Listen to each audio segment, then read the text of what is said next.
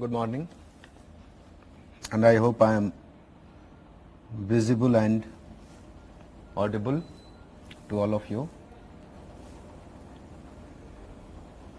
So, in the last class, we talked about the Indus Valley civilization, and there, after discussing the Indus economic life, that appears to be quite urban, based on a rich agricultural base, known for its craft specialization and extensive exchange network. We shifted to other dimensions like the social life and the political life of the Indus Valley civilization, and we discussed that social life of the civilization does not seem to be egalitarian, something that we generally find in case of primitive societies, that is societies with primitive subsistence strategies, and we find that society was highly differentiated and highly stratified, as is evident from some archaeological findings like the architectural remains of the civilization, the different patterns associated with the burial system of civilization, then also grave goods, all indicate that the Indus society was not an egalitarian society. Then we also talked about the political life, and our knowledge is very limited, but still we have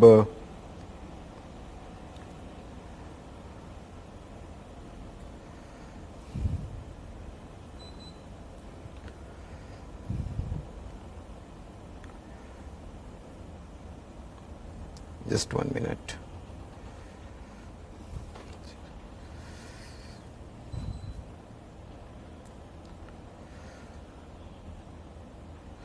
So, yes, then we discussed that the Indus society was not a stateless society, but the nature of a state, its organs, their modus operandi, that is way of functioning, and also their interrelationships. These are the aspects on which we have nothing to say, but we presume that there was some public authority in the nature of a state, because in the Indus Valley civilization we notice some traces of public decision making. Yesterday we talked about public decision making, something that is related to politics, like town planning, drainage system, uniform units of weight and measurement, and even the kind of cultural uniformity or the degree of cultural uniformity we notice in the civilization, according to some historians, could not have been imposed without any coordinating agency like a state or an empire. Then the level of material development that we notice in the Indus Valley civilization is also likely to have some kind of control and regulation, without which such a high degree of material development could not have been possible. Now today we have to start with the Vedic civilization, and we have already made our plan how we have to go about this topic, that we have to first take note of certain details related to the civilization as part of introduction. Then we can talk about the economic life. Then we can talk about the social life with a special emphasis on the Varna system and the status of women. And then we can also talk about the political life. We are not going to talk about the literature and the religious life of the Vedic civilization as part of these classes, because they are likely to be covered separately as part of ancient culture. Is it okay? So now let us start writing something, and today the class will start with dictation itself. I will share some materials with you, but let us first finish this introductory aspect. Some minor issues like the Aryans, their origin, and I think yesterday we made a passing reference to the Aryans and that theory of Aryan invasion associated with the decline of the Indus Valley civilization, though not agreed upon by many historians, but this to some extent establishes some sort of connection between the Indus Valley civilization and the Rig-Vedic Aryans. And it seems that the Rig-Vedic Aryans or the early stocks of the Rig-Vedic Aryans shared time and space with some of the descendants of the Indus Valley civilization in some parts of the subcontinent. But exact nature and precise nature of their interrelationships, kind of cultural exchanges that took place during that time, all these things are not well known to us. So start writing now after making a heading, that is Vedic civilization, and write the Vedic civilization. The Vedic civilization. The Vedic civilization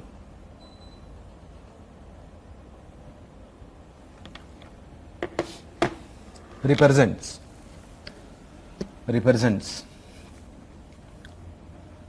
one of the most influential.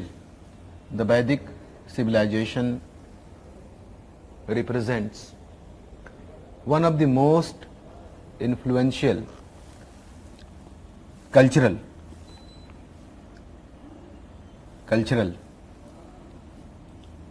tradition, one of the most influential cultural tradition of the Indian subcontinent,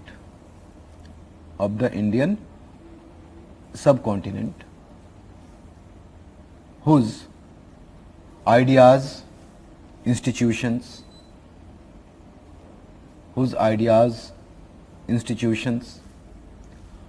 beliefs and practices, etc. can still be seen as integral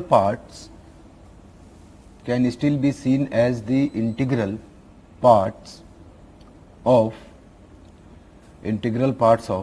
the cultural life of the subcontinent,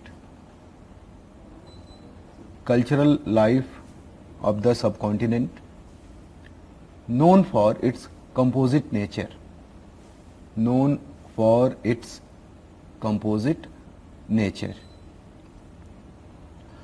These elements also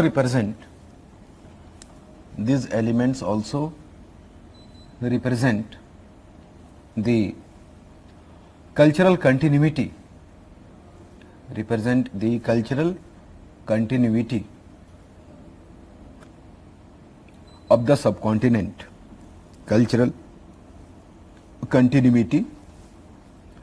of the subcontinent, Keep on writing in the same, that the civilization is associated with the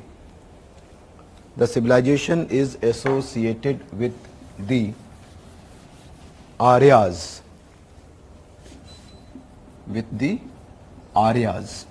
The civilization is associated with the Aryas, who are accepted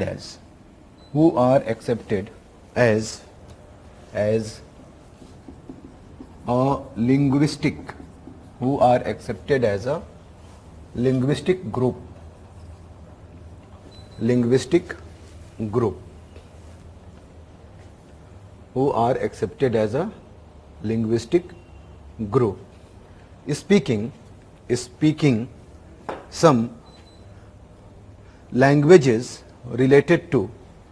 linguistic group, speaking some languages related to to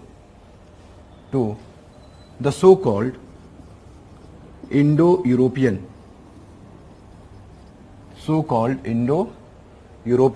family, Indo-European family of the languages,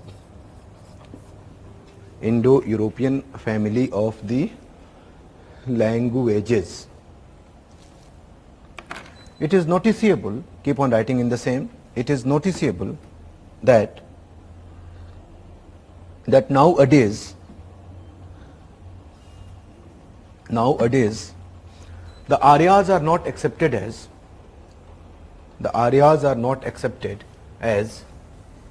a distinct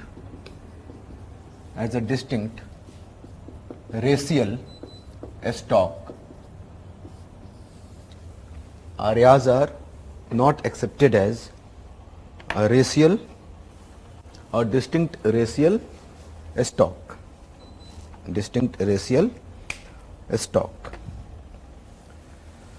So stop here to understand something, that in history and also in politics, the issue of identity is always important. Now, when we talk about identities, they are formed, they are constructed on different bases. One important base is the race.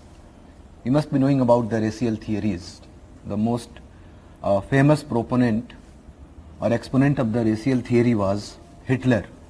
He also talked about the Aryan race and the superiority of this race over all other races, and we all know the kind of havoc he played with certain groups and some people, and to what extent his theory or racial theory of nation created the conditions for the Second World War. Now, in the second half of the 20th century, we find a departure that historians now, on the basis of some biological studies, anthropological studies, they started focusing more upon cultural identities and less upon racial identities. And it was concluded on the basis of modern genomic studies, you must have heard of Human Genome Report, that the kind of differences we notice in the world today, they can be explained mainly on the basis of cultural traditions and not on the basis of biological or racial differences. And that's why for other disciplines like biology and anthropology, racial theories may still be important. But in history, historians now have a tendency to discard the racial theories and racial identities, and they focus upon cultural identities. Language is a very important attribute of culture, and here what we find is that the distinct racial identity of the Aryans not accepted, and the Aryas are accepted as a linguistic group, and this linguistic group is associated with speaking some languages associated with the family of languages known as Indo-European. I hope this position is clear to all of you. Change your paragraph and write.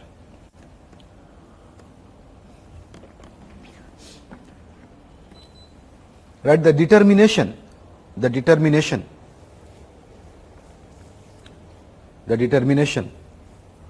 of the exact and precise chronology, the determination of the exact and precise chronology of the arrival of Aryans in the subcontinent, of the arrival of the Aryas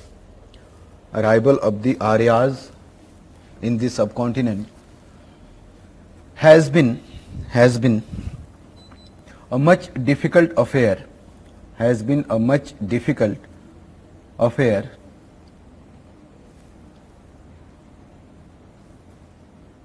However,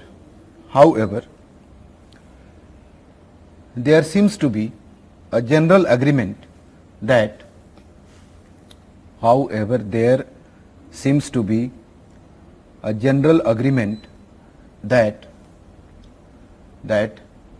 they started arriving in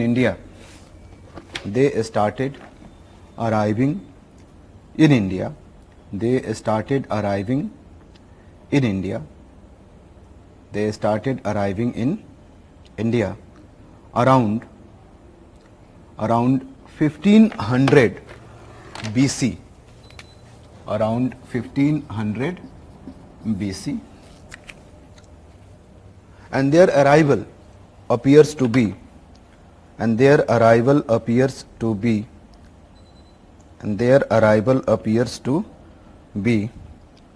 a slow and gradual process, that is not as invaders, a slow and gradual process, appears to be a slow and gradual process. I hope understand this, that now that position that all the Aryans came together as invaders and fought with the local inhabitants, the Dravidians, and pushed them towards the south, is generally not accepted now. We accept today what we call successive waves of the Aryas coming to India. Earliest waves may be traced back to around 1500 BC, but after that also this process continued, and northwestern areas of the Indian subcontinent have been particularly noted for arrival of new social groups, new political groups throughout the course of Indian history, and the arrival of the Aryans can be seen as part of the same long-term tendency in the region which allowed the people from Central Asian areas, from West Asian areas to migrate into the fertile Indus plains. Is it okay?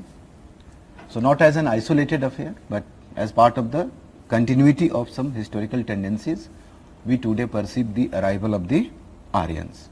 And Aryans as invaders, destroying the Indus Valley civilization and forcing the Dravidian people towards the south. These theories of course may have political implications, political values, but academically now no longer attainable, and successive waves of the Aryans accepted.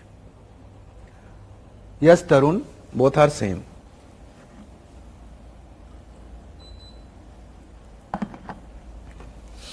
Now resume your writing and write. The determination of the original home of the Aryas, the determination of the original home of the Aryas too has been a controversial subject. Too has been a controversial subject. But there seems to be a general agreement. There seems to be a general agreement that they came from some parts, exactly which part we don't know, some parts of the Central Asia, some parts of the Central Asia. However, some dissenting opinions, and they are important ones, so let us write them. However, the famous nationalist leader, Bal, you must have heard of this name, Bal Gangadhar Tilak. However, the famous nationalist leader Bal Gangadhar Tilak considers them to be the inhabitants of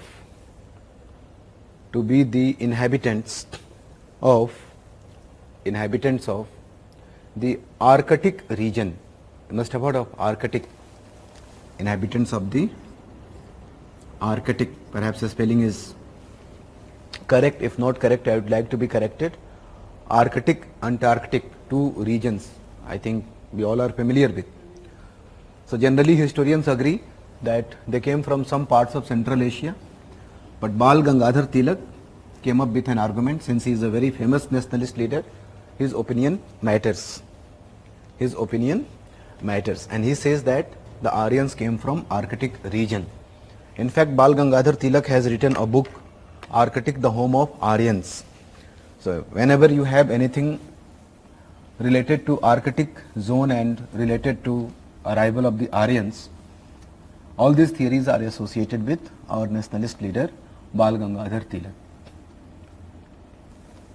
Then resume your writing and write. The famous social reformer, the famous social reformer Swami Dayanand Saraswati, we all know him.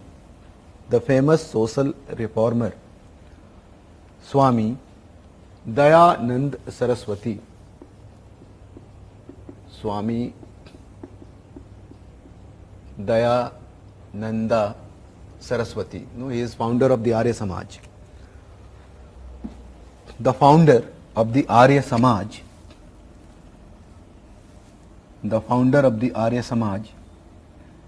considers the Aryas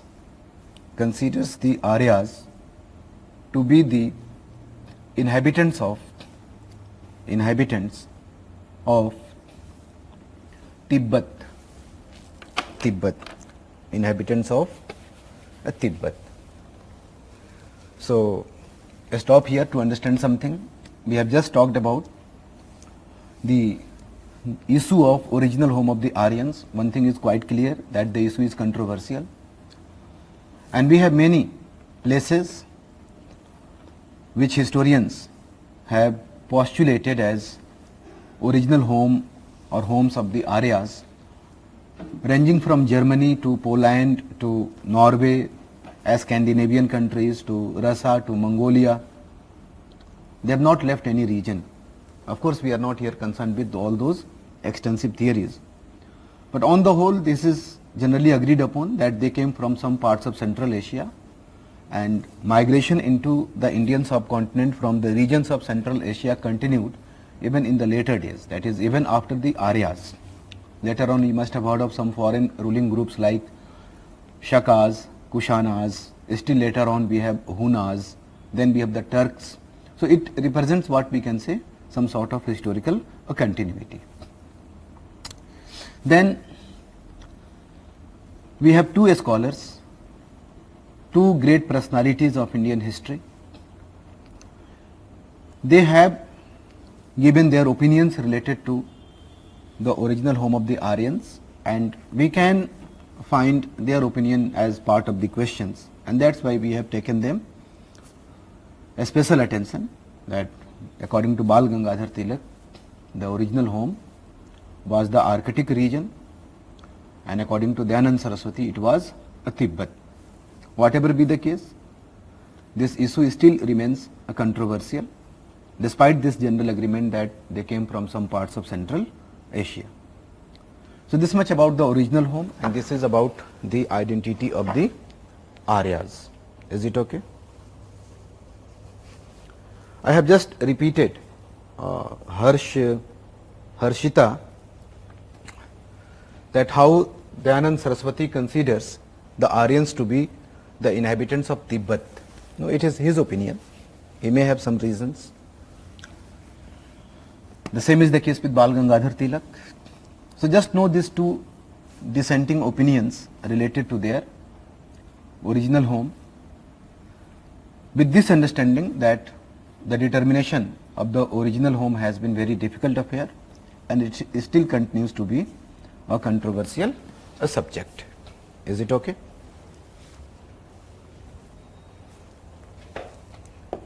Change your paragraph now.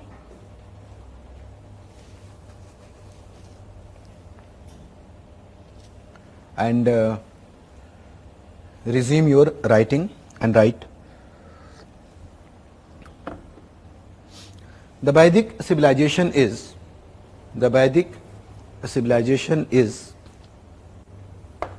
the Vedic civilization is generally divided into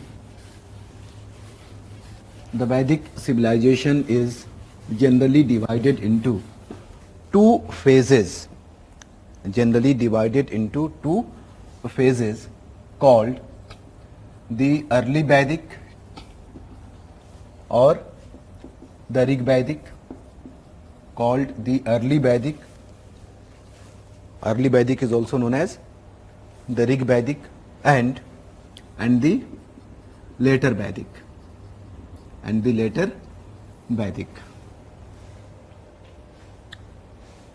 The chronology of the first phase is placed between 1500 BC and around 1000 BC.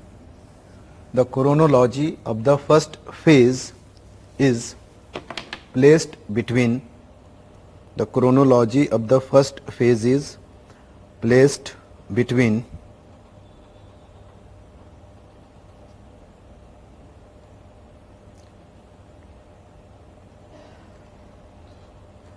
I am trying to share some notes with you, and I am engaged in some necessary conversation related to that, so please don't mind.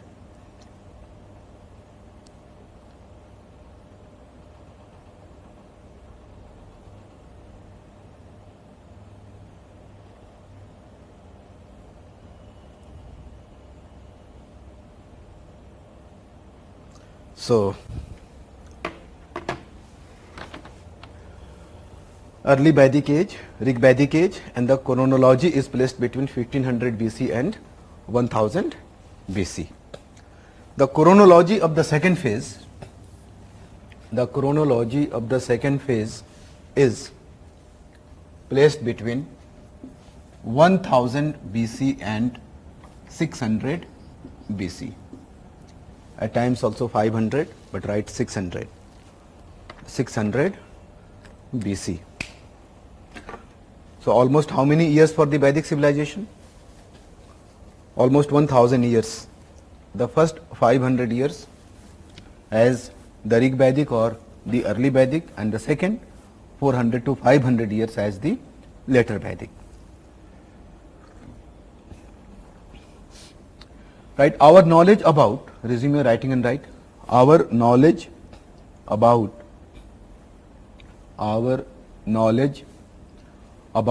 the first phase, is solely based on, S-O-L-E-L-Y, solely based on the literary sources, So for the first time, literary sources is going to be important for us.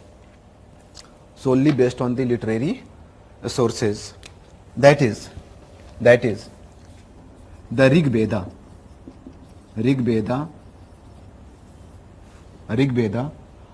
or the early portions of the Rig Veda, if not even the whole Rig Veda or the early portions or early parts of the Rig Veda,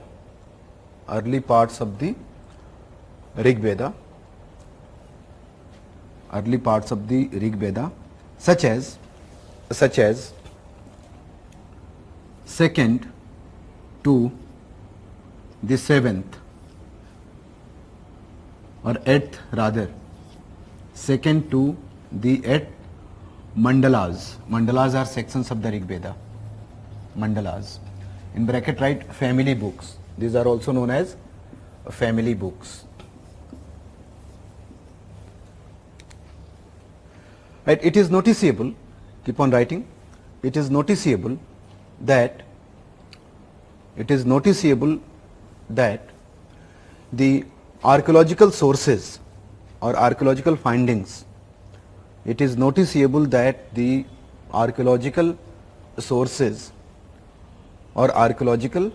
findings, have yet not been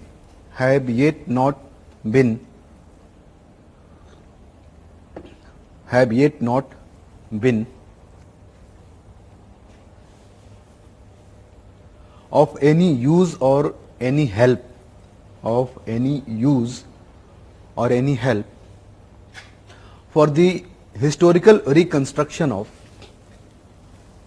for the historical reconstruction of the cultural traits, for the historical reconstruction of the cultural traits, historical reconstruction of the cultural traits of the early Vedic age, of the early Vedic age. However, at times,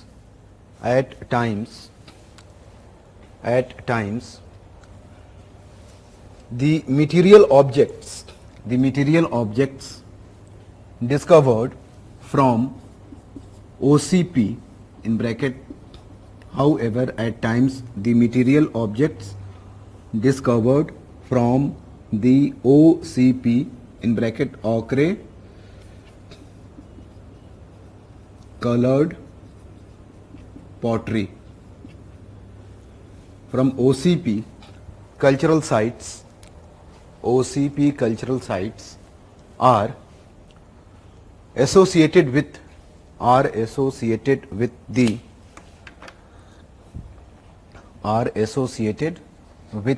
the Rigvedic Aryans, Rigvedic Aryas, associated with the Rigvedic Aryas.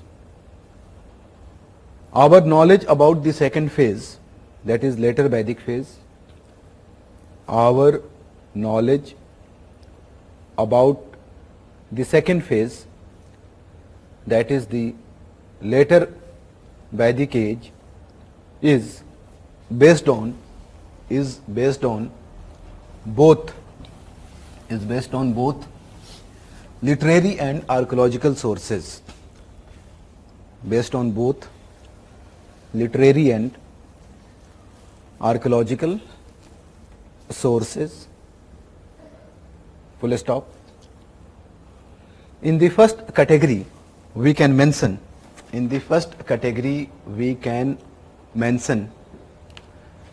the later Vedic literature. In the first category we can mention the later Vedic literature consisting of Sam Veda, Yajur Veda, Atharva Veda, consisting of Sam Veda, Yajur Veda, Atharva Veda, that is remaining three Vedas, Brahmanas, Aranyakas, these are derivative works from the Vedas, Aranyakas and Upanishads. So this is what we call the later Vedic literature. In the early Vedic literature we have only the Rig Veda. Remaining three Vedas and the three derivative works are part of the later Vedic literature. So when we talk about the later Vedic age, our knowledge is based on both literary sources and archaeological sources, and this is what we have just written, that in the first category, that is in the category of literary sources, we can include Sam Veda, Yajur Veda, Atharva Veda, Brahmanas, Aranyakas and Upanishads. Is it okay? Right.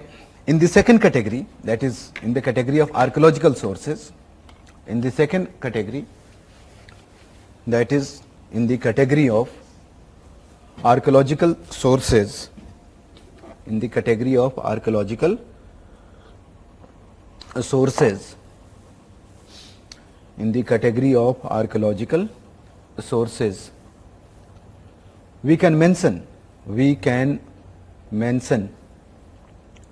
material objects, we can mention the material objects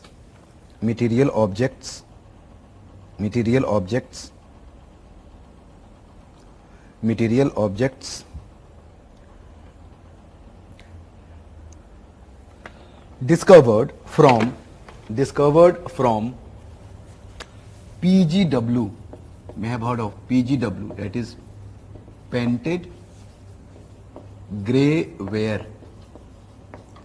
PGW in bracket painted grey ware, PGW cultural sites, PGW cultural sites, PGW cultural sites.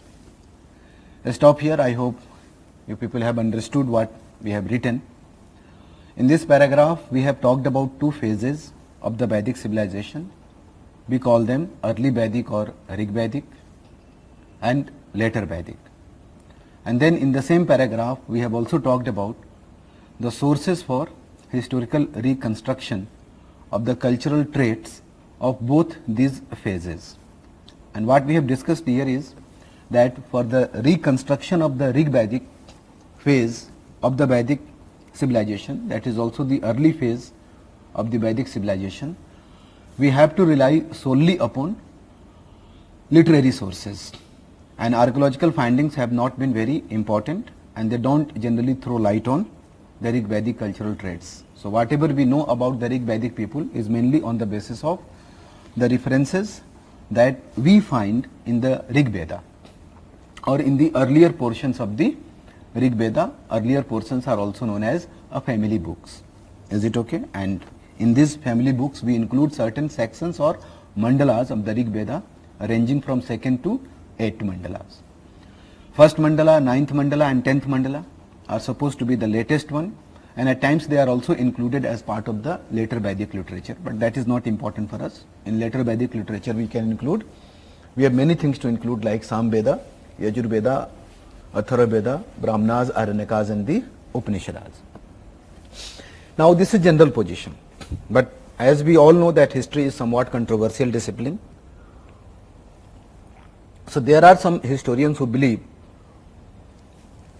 that the historical sites or archaeological sites known as OCP, historical sites are also named on the basis of the physical traits of most distinguished findings like stone tools. We have talked about Paleolithic, Mesolithic and pottery also. So physical characteristics of pottery at times used for naming the cultural sites. So in the North India we have some cultural sites named as OCP, ochre colored pottery cultural sites. Now some historians believe that whatever we discover from OCP cultural sites may be somehow related to the Rig Vedic people, but there is lack of consensus on this issue. So if there is a general question, archaeology throws light on the Rig Vedic people or not, our answer is no. But if examiners accept OCP and material findings associated with OCP as associated with the Rig Vedic people, we have no reason to disagree with them. So if the question is framed like this, which of the following pottery tradition is associated with the Rig Vedic Aryan or Rig Vedic Aryas, it means examiner has accepted that archaeological findings are important in case of the historical reconstruction of the life of Rig Vedic Aryas. So we have no reason to differ. So in the list, if you find OCP, go for OCP as associated somehow with the Rig Vedic people. Otherwise, the general position is that archaeological findings are useless. Is it okay? Then, if we talk about the later Vedic age, here we rely upon both literary sources as well as archaeological sources. And in literary sources, we have remaining part of the Vedic literature that is also known as the later Vedic literature. And then we have certain sites known as PGW cultural sites. And here there is no doubt, no confusion. Generally, historians agree that whatever we discover from the PGW cultural sites, they are associated with the later Vedic Aryas. Is it okay? And you must be knowing that PGW cultural sites have also produced iron tools and objects for the first time in the North India, and that's why credit to use iron for the first time in North India is also given to the later Vedic Aryas. Rather, you should add this line here. Just add one more line to the paragraph that you had been writing. Right here,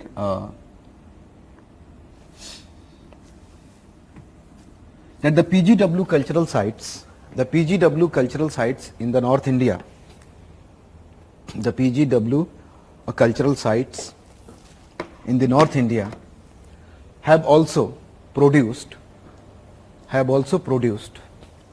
iron objects for the first time, have also produced iron objects for the first time, iron objects for the first time. And it is for this reason, the credit to use iron, it is for this reason the credit to use iron for the first time in the North India, is given to the later Vedic people, is given to the later Vedic people. Is it okay? So in this paragraph, which is part of introduction, we have talked about the phases and sources. Now change your paragraph once more and start writing. That in the Rig Vedic age, or in the early Vedic age,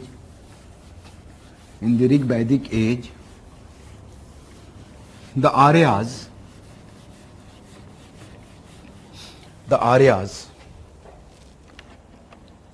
seem to have inhabited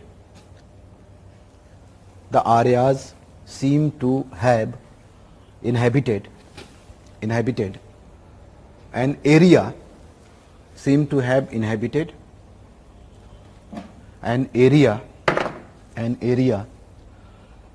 that has been termed as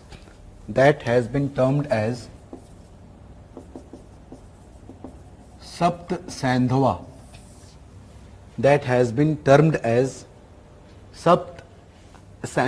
in bracket write the land of 7 rivers,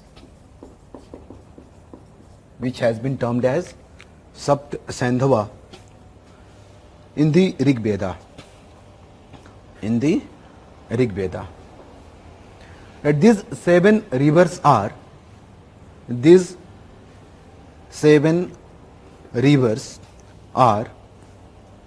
identified with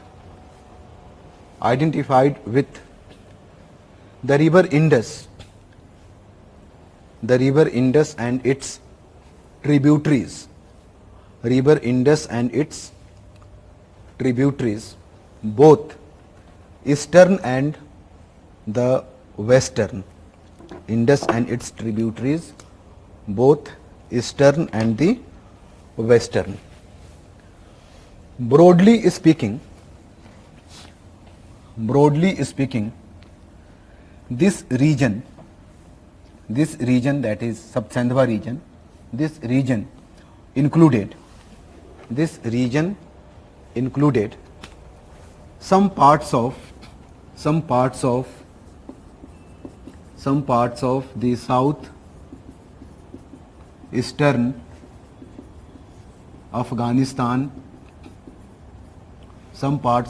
the south eastern Afghanistan, Punjab, that is both eastern and western, Punjab,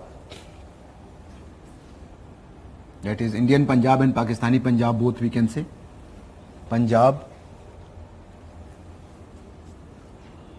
Haryana, some parts of Rajasthan,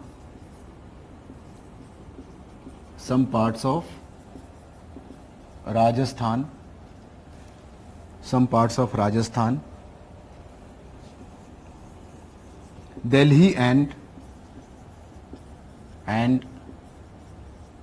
adjacent areas,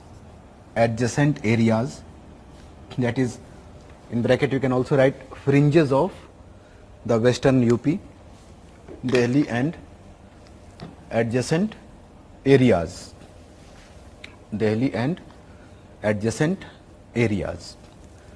So today if we try to identify the space where we have the Rig Vedic people, we generally reach a conclusion that that area which is termed as Sapt Sindhava included areas of some parts of Afghanistan, Punjab, that is both eastern and western Indian and Pakistani Punjab, Haryana, some parts of Rajasthan, Delhi and adjacent areas. This was the space that was used by or occupied by the Rigvedic Aryans. Then, yes, fringes of western UP we can say. Is it okay?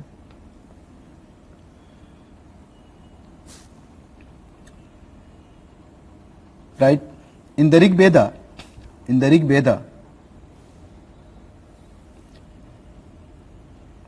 here we are going to note down some factual details basically. In the Rig Veda, we find mention of a river. In the Rig Veda, we find mention of a river called Saraswati. You must be knowing about this river called Saraswati or Saraswati. We can use W also.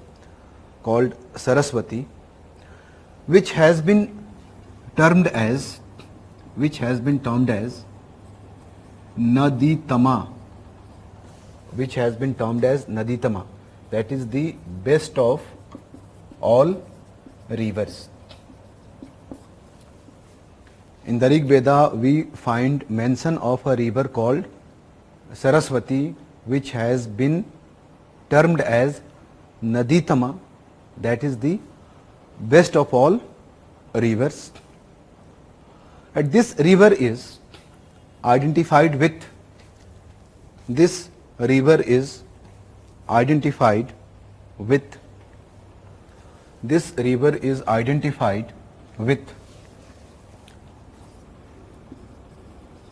Ghaggar Hakra.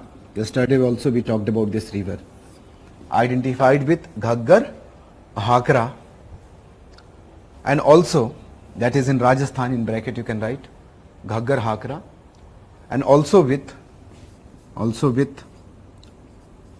Harkhavati river, Harkhavati, Harkhavati, Harkhavati river of Afghanistan, Harkhavati river of Afghanistan. Is it okay? Stop here to understand something. Yesterday also we made a passing reference to the river Saraswati, that how on the basis of the identification of this river with the modern Ghaggar Hakra river, that is basically almost dry now, which has also produced maximum number of sites associated with the Harappan culture. Some historians have started calling the Indus culture also as the Indus Saraswati or Sindhu Saraswati culture. Of course, this is not only academically contentious but also politically a contentious issue, and we should not try to settle this matter. That is beyond our capacity. We are not historians. But we can understand the nature and the reason behind all these controversies. Since Saraswati river is mentioned in the Rig Veda, if Ghaggar Hakra is identified with the Saraswati, it would be easier to link the Indus Valley civilization or the Harappan civilization with the Aryan people. Is it okay? Yesterday also we talked about contentious issues related to Aryans and Dravidian debate related to Indian history. On the other hand, we have some historians who believe that this Saraswati river is just a mythical river which was lost in due course of the time, and Harkhavati is the river which is in some parts of Afghanistan, again a tributary of Indus but western tributary, is the most suitable river to be identified with the river Saraswati. Again, this remains controversial issue. What is important for us here is to know that we have a river called Saraswati which is termed as Naditama, which is identified with these two rivers. What if both are given in the options? Then go for Ghaggar Hakra. Is it okay? Then we have some other rivers also. Right, we also find some rivers are particularly important for some details. We also find mention of Purushni river, Purushni or Purushni river, which is identified with modern Ravi river, which is identified with modern Ravi river, which is identified with modern Ravi river. It was, keep on writing, it was on the bank of this river, it was on the bank of this river, it was on the bank of this river that, it was on the bank of this river that the most famous battle, the most famous battle of the Rig Vedic age, most famous battle of the Rig Vedic age, known as, you must be knowing, known as the Battle of 10 Kings, known as the Battle of 10 Kings, most famous battle of the Rig Vedic age, known as the Battle of 10 Kings, or in bracket you can write 10 Ragya Yudh, simply write 10 Ragya, Battle of the 10 Kings, was fought, F-O-U-G-H-T, fought between Sudasa, the chief of the Bharata tribe, the chief of the Bharata tribe, one of the Rig Vedic tribes, chief of the Bharata tribe, and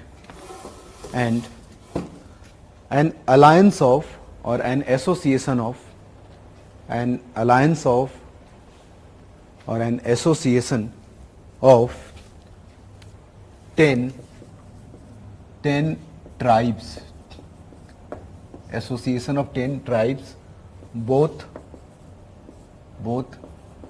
Aryas and non-Aryas, 10 tribes, both Aryas and non-Aryas. So on the bank of which river we find this battle?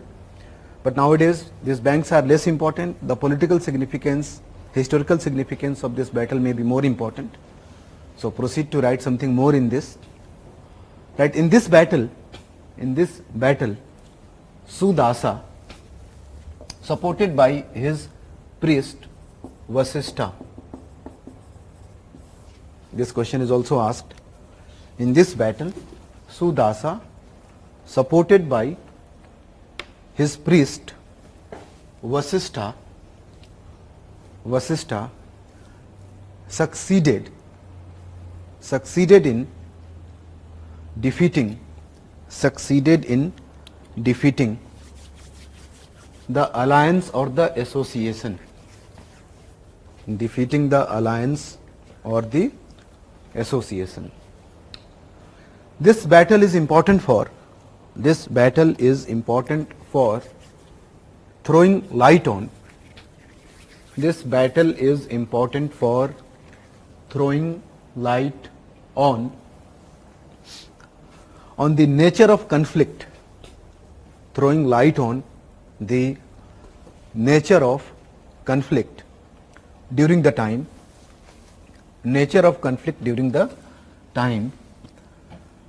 which seems to be political, nature of conflict during the time which seems to be political or more political and less racial or cultural, which seems to be more political and less racial or cultural.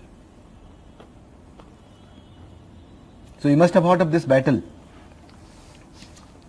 Battle of 10 Kings. Participants are important, outcome of the battle is also important. But this battle is important historically because it throws light on the nature of conflict during that time. And nature of conflict is very important in history. In fact, two major historians or historical philosophers or philosophers of history, Hegel and Marx, both accepted the role of conflict, that is called dialectic. Hegel accepted the dialectic or conflict in the realm of ideas, and Marx accepted that in the material interests that form the basis for his idea of class struggle.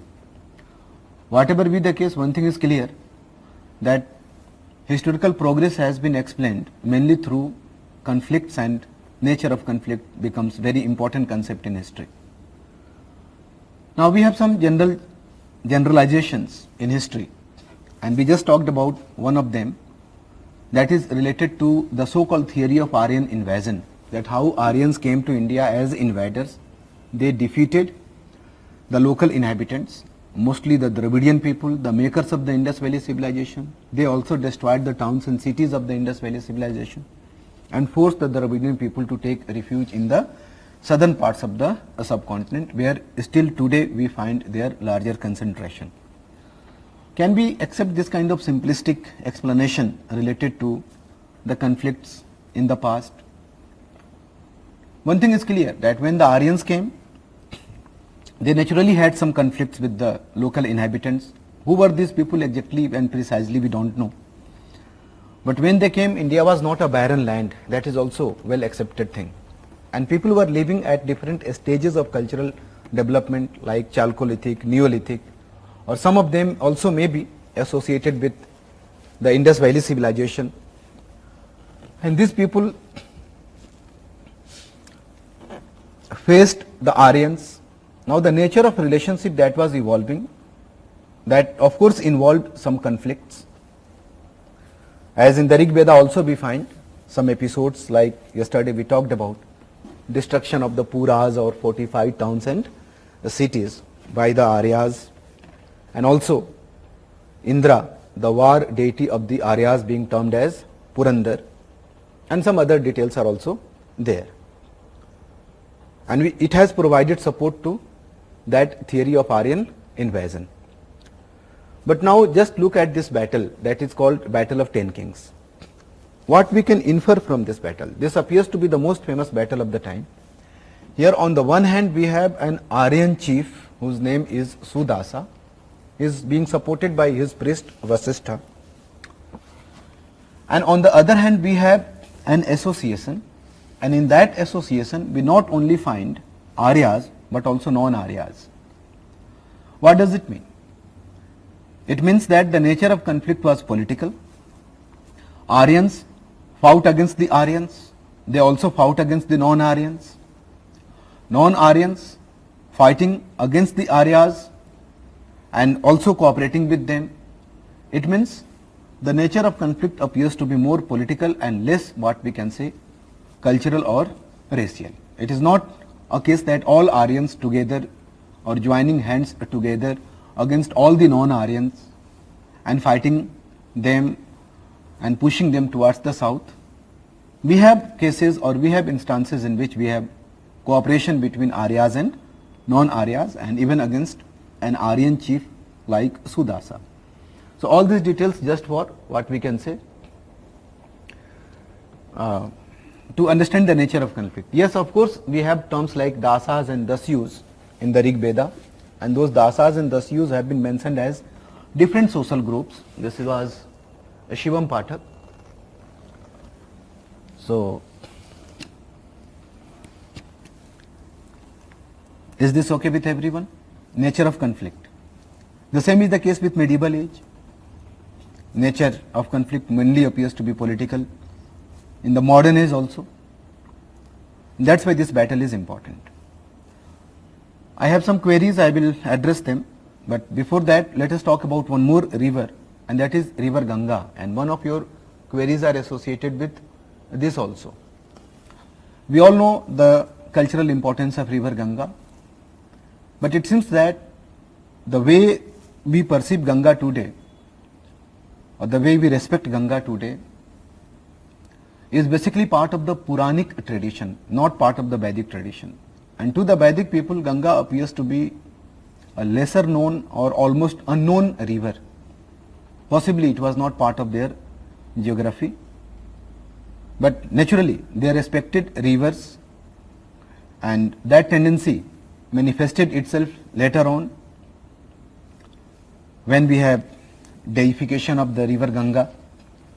But the most pious river and most important river in their life was not Ganga, it was Saraswati.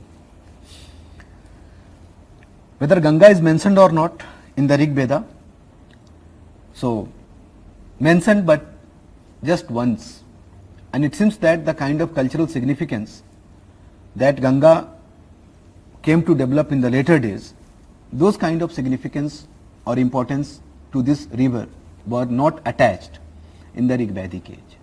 Is it okay? So we cannot say that the Vedic civilization, of course in the later Vedic age Ganga is going to be more important, but the cultural importance of Ganga was established mainly as part of the Puranic tradition, not as part of the Vedic tradition. So just add in one line, right, even the river Ganga is mentioned. Resume your writing in the same paragraph and just add this line. Even the river Ganga is mentioned, but only once, which indicates that the river,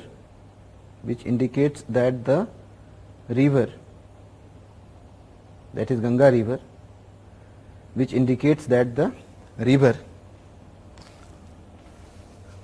did not enjoy the cultural significance,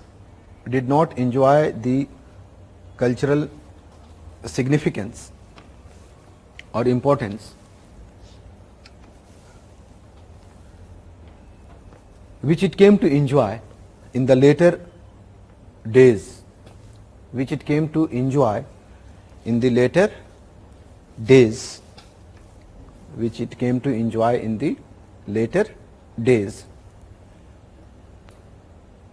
mainly as part of the Puranic traditions,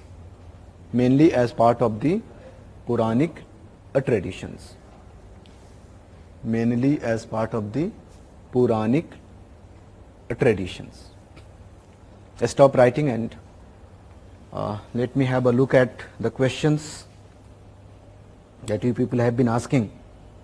I think one question I have already answered, that was related to the river Ganga, and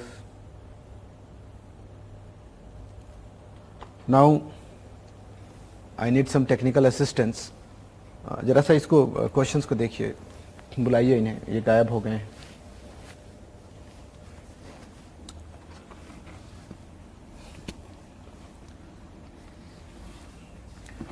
So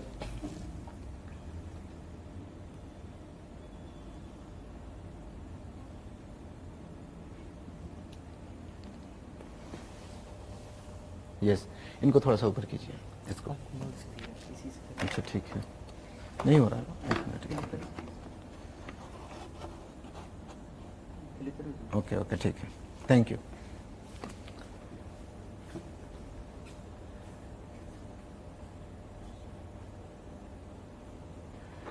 That literary sources of Vedic civilization were found in some literary form or excavation. Satyabrat, that is not the case. Vedic literature is mainly in form of oral transmission, transmitted from one generation to another through rich literary tradition. We have verses, we have poetry which were recited, remembered and transmitted to successive generations.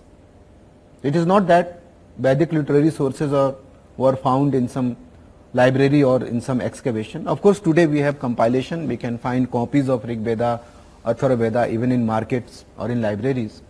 But historically speaking, we don't have such libraries in the ancient days for the preservation of Vedic literature, and literary sources are generally not found as part of excavations. Then Pratik is asking something, sir, what was the script and made of writing in the Rig Veda? Dear, the oldest Indian script is Brahmi script that we find in the Ashokan edicts. Before that, we don't have a script. Rig Veda was not deciphered as it was part of the oral tradition. It was in Sanskrit, and that form of Sanskrit is today known as Vedic Sanskrit. So it is not about carbon dating, it is about a literary tradition that was orally transmitted from one generation to another. Writing and codification took place much later on. That exactly we don't know when. Is it okay? That when oral traditions were given the form of writing, that we exactly don't know. Devanagari script developed much later on, Mr. Sahu, so we cannot talk about Devanagari.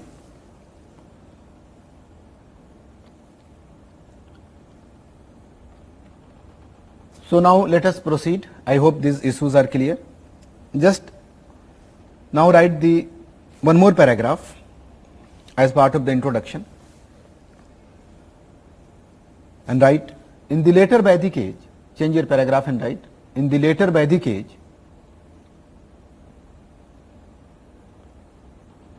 in the later Vedic age, Pratik, we cannot apply this carbon dating technique on literary sources. Archaeological sources, literary sources, they are of different nature, authenticity also different, their validity established through different methods, so we cannot mix things like this.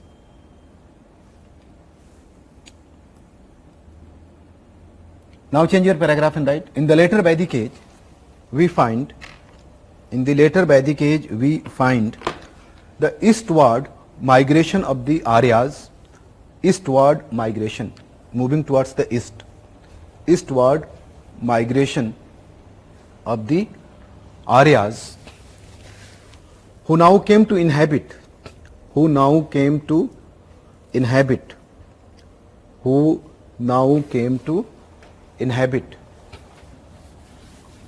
even the areas, even the areas of, even the areas of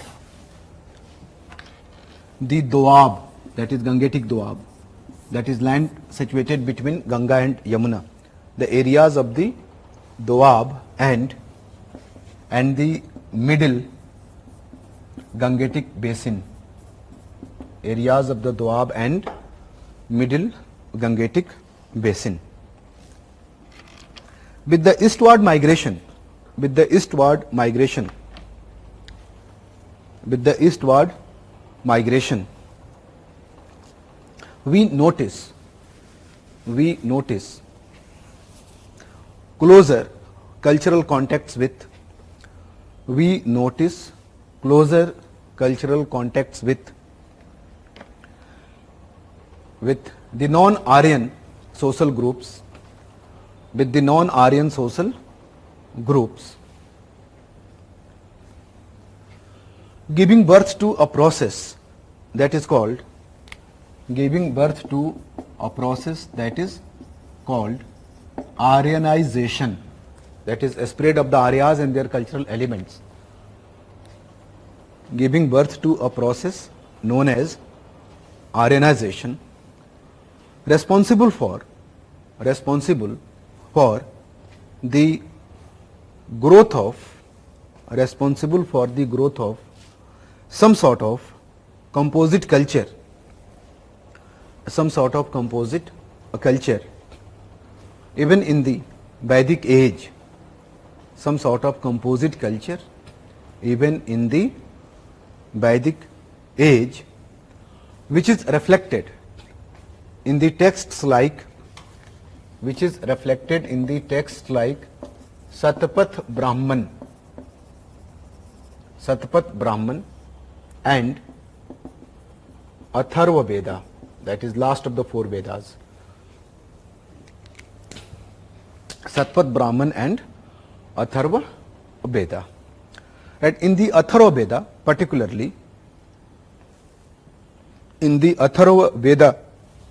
particularly, we find reflection of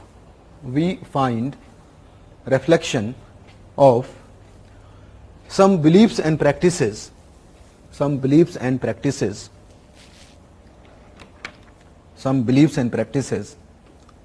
which are generally associated with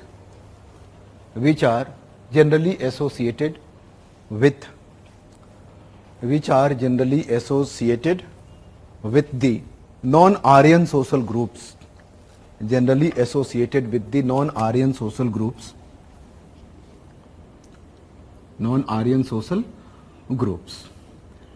right? Such practices were associated with magic, charms, spells, etc.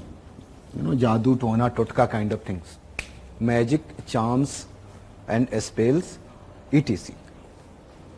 So that is what Aryans accepting non-Aryan values and a spread of Aryan ideas and institutions and their acceptance by non-Aryan people. And this is something which we can also say syncretic tendencies, that is a synthesis, and a composite culture is emerging in which we have elements of both Aryan and non-Aryan origin. Their precise origin cannot be explained, but we have an idea that some sort of composite culture was emerging. Though the term used is Aryanization, but Aryanization, which appeared as a long-term historical process,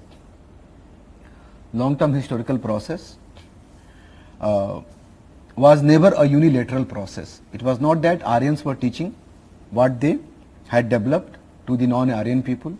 They were also accepting something that had been associated with the non-Aryan people, and here we have just mentioned magic, charms and spells. We have so many other things also, but this is just to reflect the historical process of making a composite culture even in the ancient time. Is it okay? Then write the process of Aryanization. Resume your writing and write the process of Aryanization. The process of Aryanization, which appears to be never a unilateral process. The process of Aryanization, which appears to be never a unilateral process, emerged as a long-term historical process. Long-term historical process, and came to be closely linked with even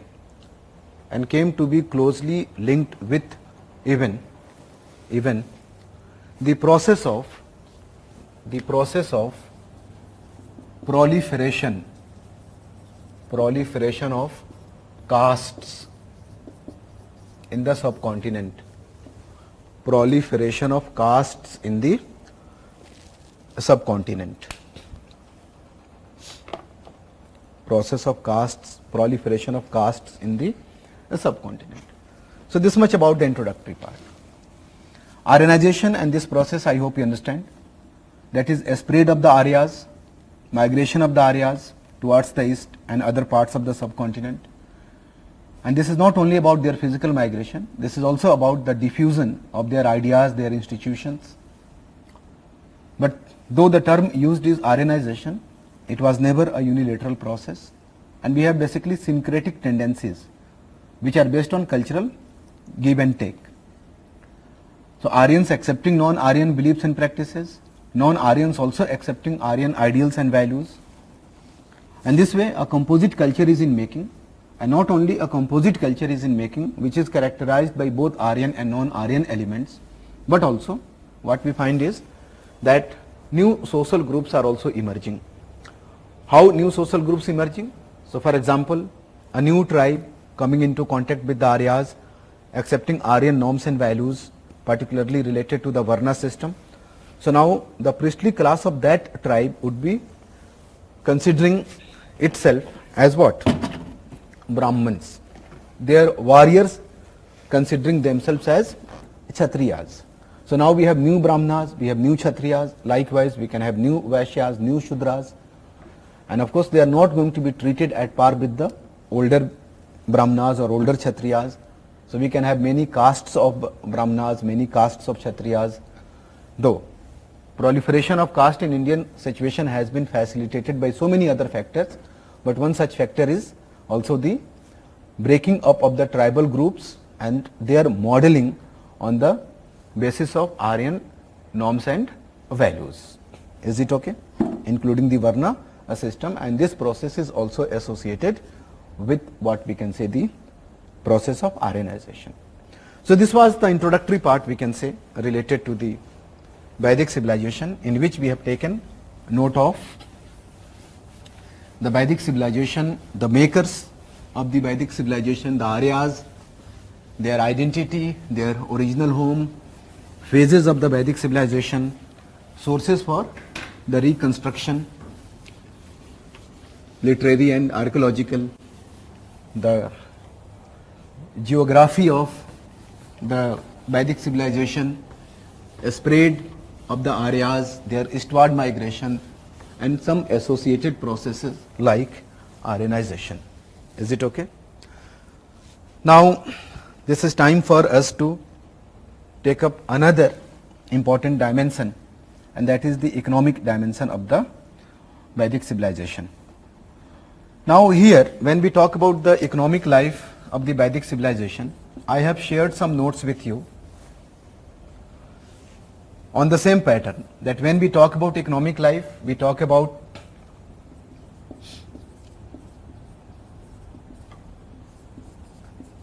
we can identify the two phases, Rig Vedic and later Vedic.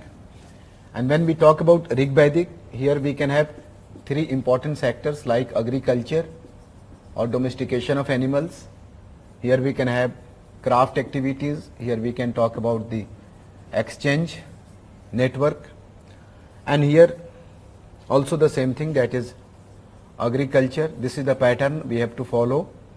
Then we can talk about the craft activities, and here again the exchange network, that is trade. And here I think some notes have been shared with you. You can have a look at those notes. But of course, whatever we are sharing, we are also discussing in the class. So economic life can be easily understood on the basis of this pattern.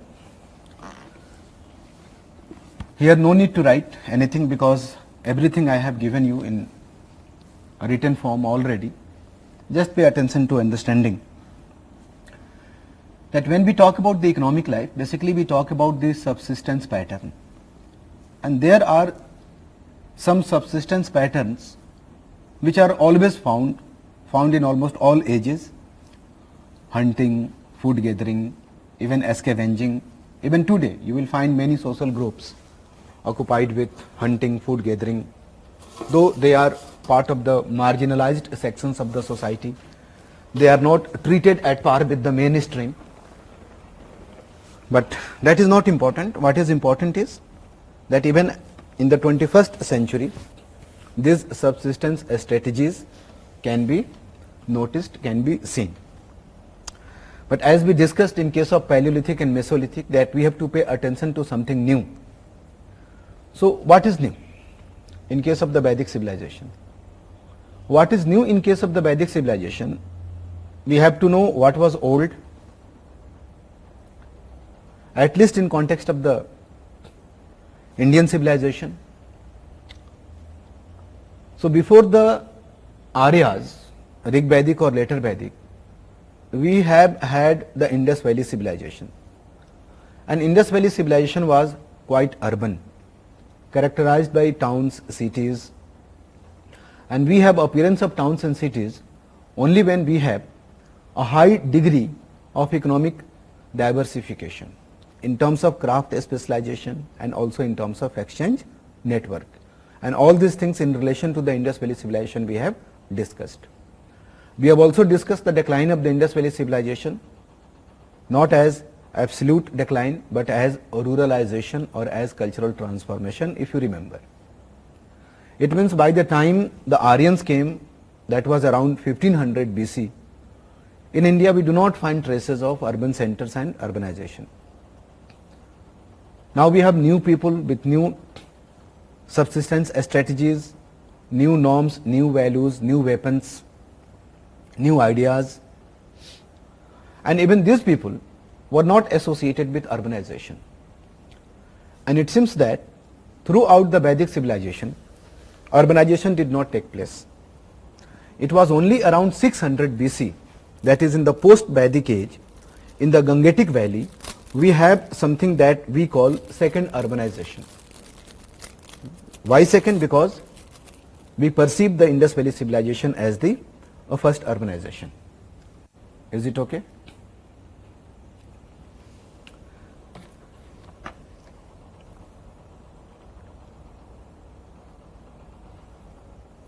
So, throughout the Vedic civilization, if not urbanization, what kind of subsistence pattern we find?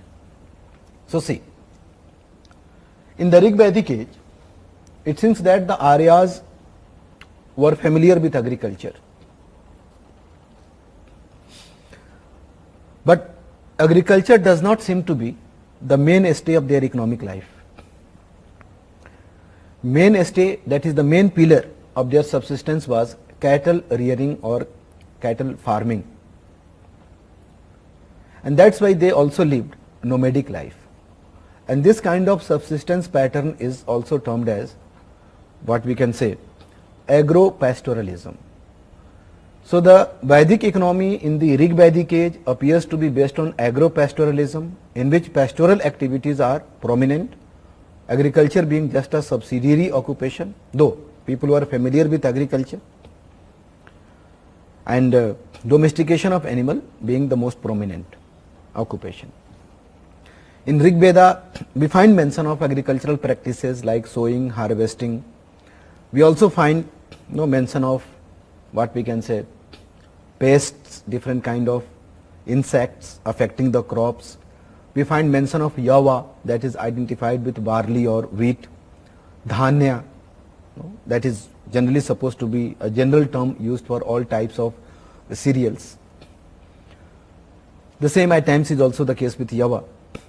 But on the whole, it seems that they lived nomadic life, not very settled life, and their economic life was based on agro-pastoralism. If that is the case, we can easily understand that there is limitation related to surplus production. And if surplus production is not taking place adequately, economy is not going to be diversified. And that's why craft activities are very limited and exchange network is also very limited. Though the Aryans were familiar with certain craft activities like chariot making, that was the most prestigious occupation, carpentry, leather, that is what we can say weavers, potters, all these people are mentioned. But economic life in terms of craft specialization does not seem to be very diversified. But still they were familiar with the metal craft, and in the Rig Veda we find mention of a metal called ayas, which is identified with copper. Exchange network was very simple, and it was mainly supported by barter system. But in the later Vedic age, things started changing. Is it okay? Now, agriculture continued with domestication of animals, but it seems that agriculture was going to be the more important economic activity in the later Vedic age with the eastward migration of the Aryas. And it seems that with the eastward migration, we have many cultural changes. One important cultural change was beginning of agriculture, or more emphasis on agriculture and based on settled life, and emergence of rural settlements based on agriculture and domestication of animals, something that we have noticed in case of Neolithic and Chalcolithic cultures. So life became more settled as agriculture became the mainstay of life. And when that happened, we have greater surplus production, so we have greater craft specialization, we have many new crafts, but the most important new craft in the later Vedic age was iron. Iron is also found along with PGW cultural sites. Then exchange network, of course, witnessed more complexity now, and it was now no longer only based on barter, but we find still not coins or still not the coinage system, but what we can say, we find use of some precious metals as medium of exchange, and these metals have been termed as nishaka and satmana in the Vedic sources. So all these details, that is from agropastoralism to agriculture, from nomadism to settled life, these are the major changes. From wheat and barley to even rice, that is termed as brihi, from copper in the Rig Vedic age to iron in the later Vedic age. All these changes, all these developments I have mentioned in your class notes which have been uploaded. So let us have a break now. In the break you can also have a look at those class notes, and after the break we are going to move beyond the economic life to take note of a social life of the Vedic people. Is it okay? So let us have a break, and after the break we can continue with the remaining topics. Meanwhile, you can utilize the break also in familiarizing yourself with the class notes shared with you.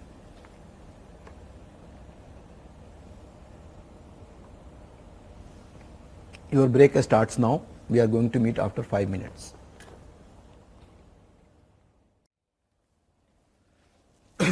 So, welcome back. Is it audible?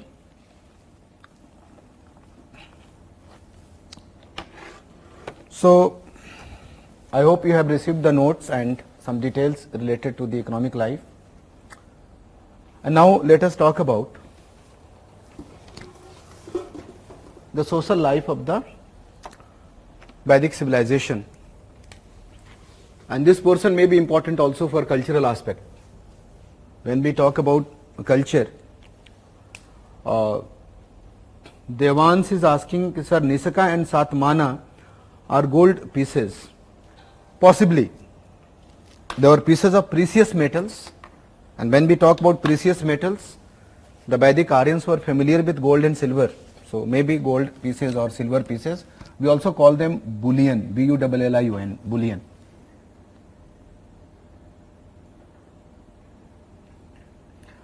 Venkata, don't follow the research orientation. We are not here to ascertain the validity of the knowledge, historical knowledge. How do we know is not our concern. We have manufacturers of knowledge, we have universities, we have professors, we have research scholars. They have their methods. Over a period of time they have perfected them, and they have written books. We are concerned with those books only, some general conclusions that they have arrived at. So we are not going to ascertain the validity of the knowledge, to cite the sources. How do we know? How can we know? In history, whatever we know is through literary sources and through archaeological findings. Is it okay? So don't be so skeptical about the historical knowledge. That is not our cup of tea. We just have to go with some general positions. So Vedic literary sources cannot be excavated. I just talked about oral transmission, one generation to another, one generation to another.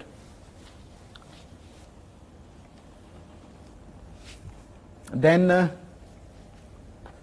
if we talk about the social life, yesterday we identified two important areas, that is the Varna system and the status of women. Now the issue of Varna system is associated with the model that we discussed, I think yesterday, that is associated with the social evolution, that how primitive societies, early societies are supposed to be egalitarian, and then the moment we have surplus production and its uneven concentration in fewer and fewer hands, we have social differentiation, we have social stratification. And again, all these things are historical conjectures. We can always doubt, but if this way we keep on questioning the knowledge or the system of knowledge itself, then our preparation is going to be very difficult. Is it okay? So we need to have some professional approach. There are certain things which we find in the standard textbooks, we just know them. Is it okay? We are not researchers and we should not aspire to be one. That is very serious job. So start writing few lines, make a heading, write social life, and then Rig Vedic, this way. Or this way write Varna system, and then write this way Rig Vedic.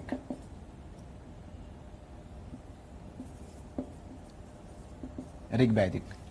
So we are going to talk about the Vedic social life. In the Vedic social life we have the Varna system, and in the Varna system we are going to talk about what was the position in the Rig Vedic age. After that we can talk about B, and that will be a status of women. And if the need be, we can also include C, that some other details about the society. Here the second is going to be the later Vedic. So this is the format in which we have to progress while talking about the Vedic social life. Is it okay? A, B and C. A related to the Varna system, B related to the status of women, C related to some other issues. Here while talking about the Varna system, we can talk about the Rig Vedic time, we can talk about the later Vedic time. Here also we can talk about the Rig Vedic time, and secondly the later Vedic time. Here in others we are not going to specify Rig Vedic or later Vedic. Is it okay?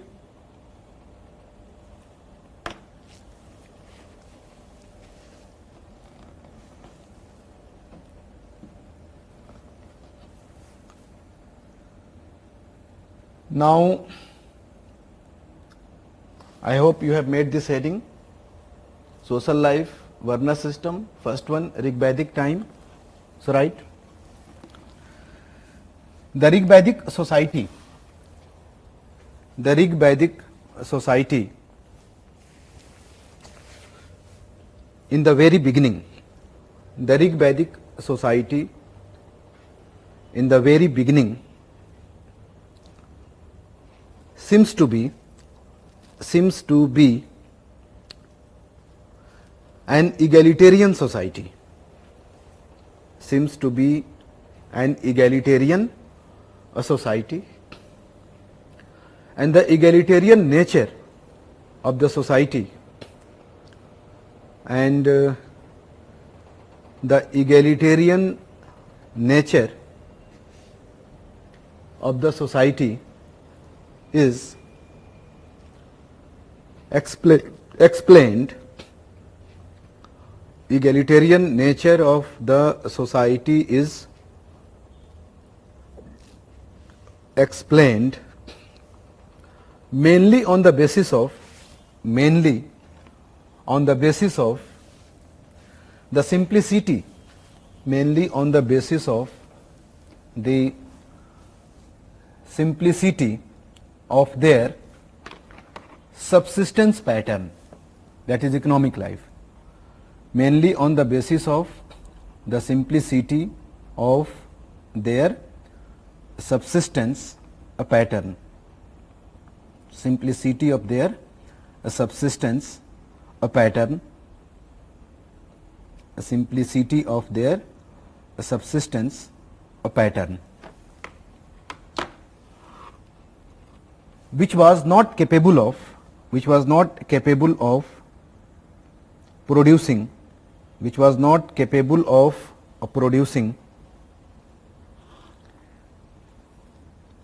surplus or surpluses, not capable of producing surpluses required for the social processes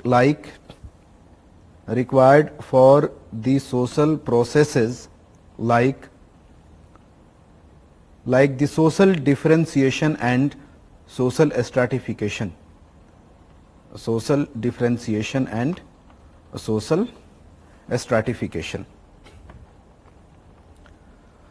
The egalitarian nature of the egalitarian nature of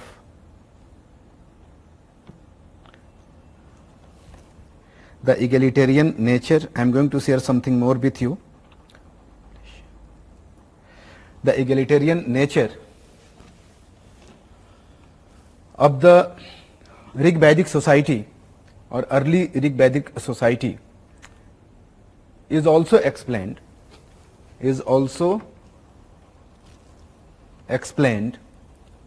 on the basis of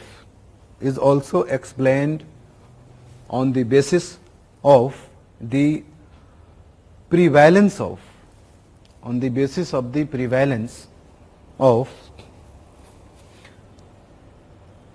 egalitarian norms and values, egalitarian norms and values associated with the tribal life or tribal societies, associated with the tribal life or the tribal societies.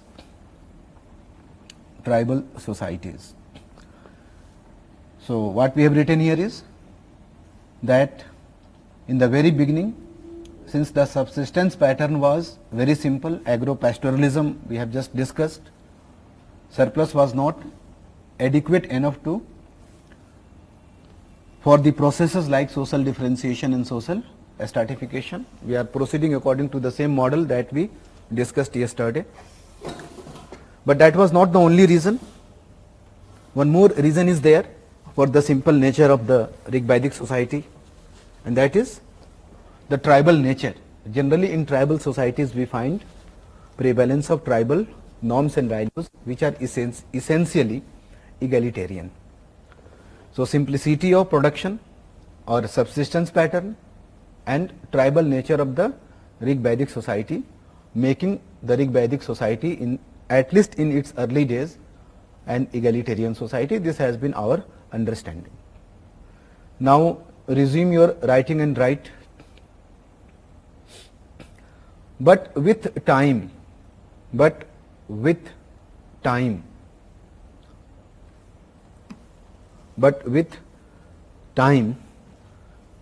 we find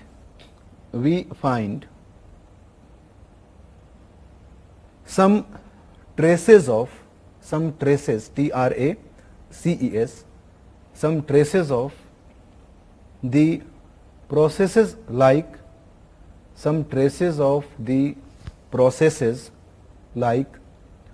social differentiation and social stratification,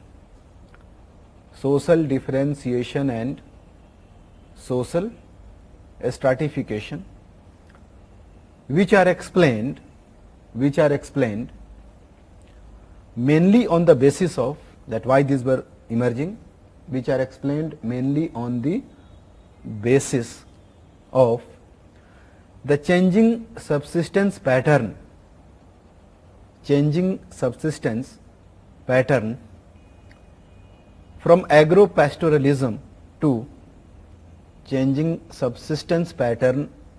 from agro-pastoralism to a settled rural life,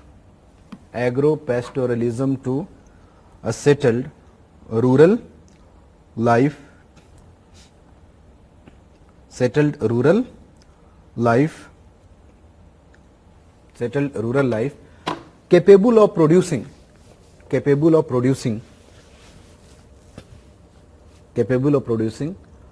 more and more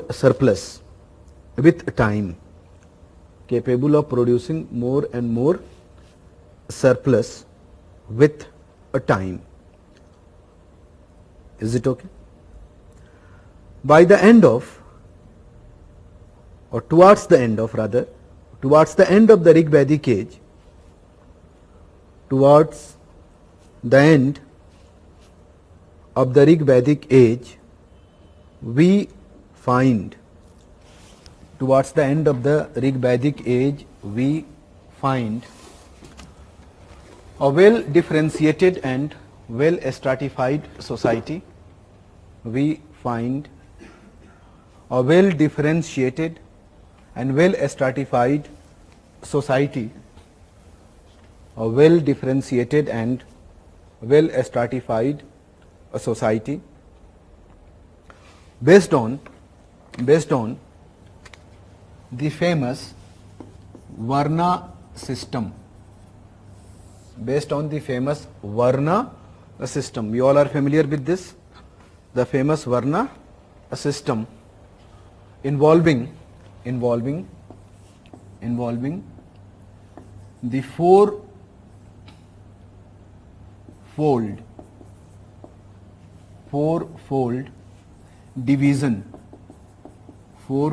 division of the society. Fourfold division of the society. In bracket you can write, you must be knowing, Brahmanas,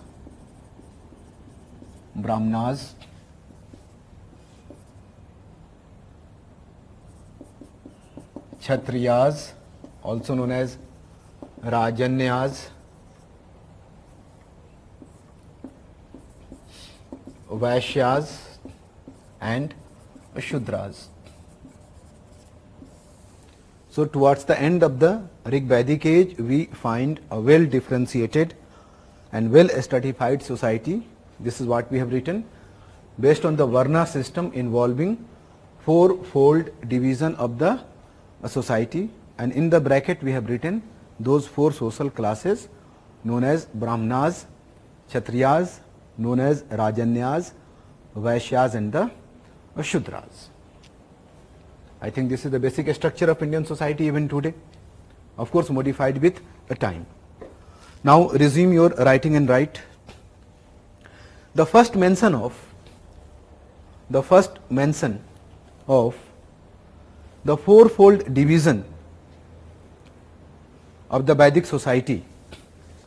The first mention of the fourfold division of the Vedic society is seen in the 10th mandala. 10th mandala, a mandala is a section. 10th mandala of the Rig Veda.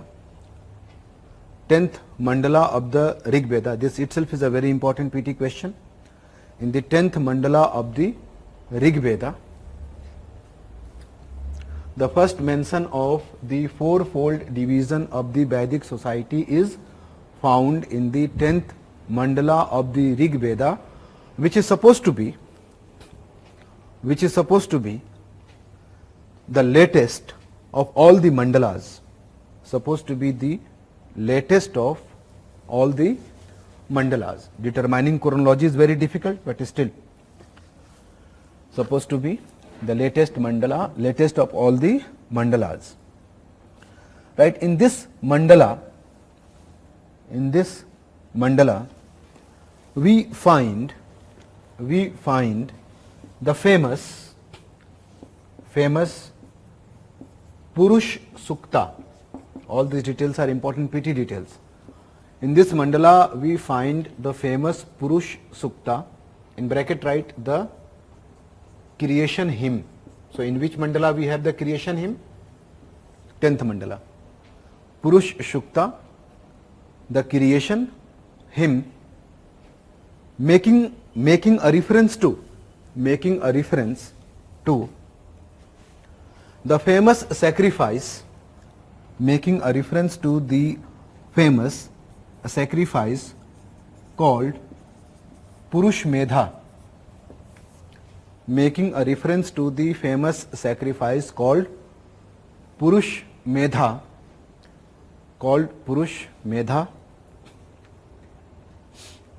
performed by the emerging creator deity of the time, performed by the emerging creator deity of the time, Prajapati,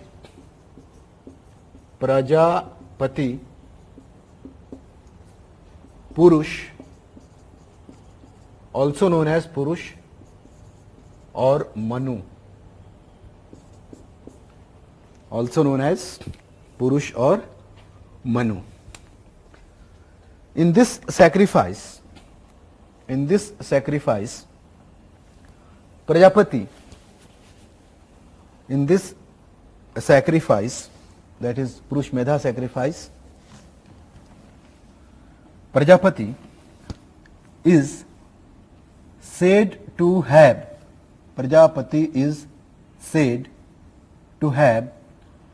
sacrificed himself,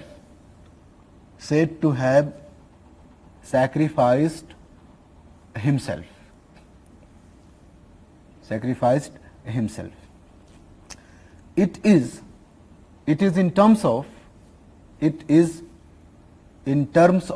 the consequences of this sacrifice. It is in terms of the consequences of this sacrifice that not only the origin of the four varnas, but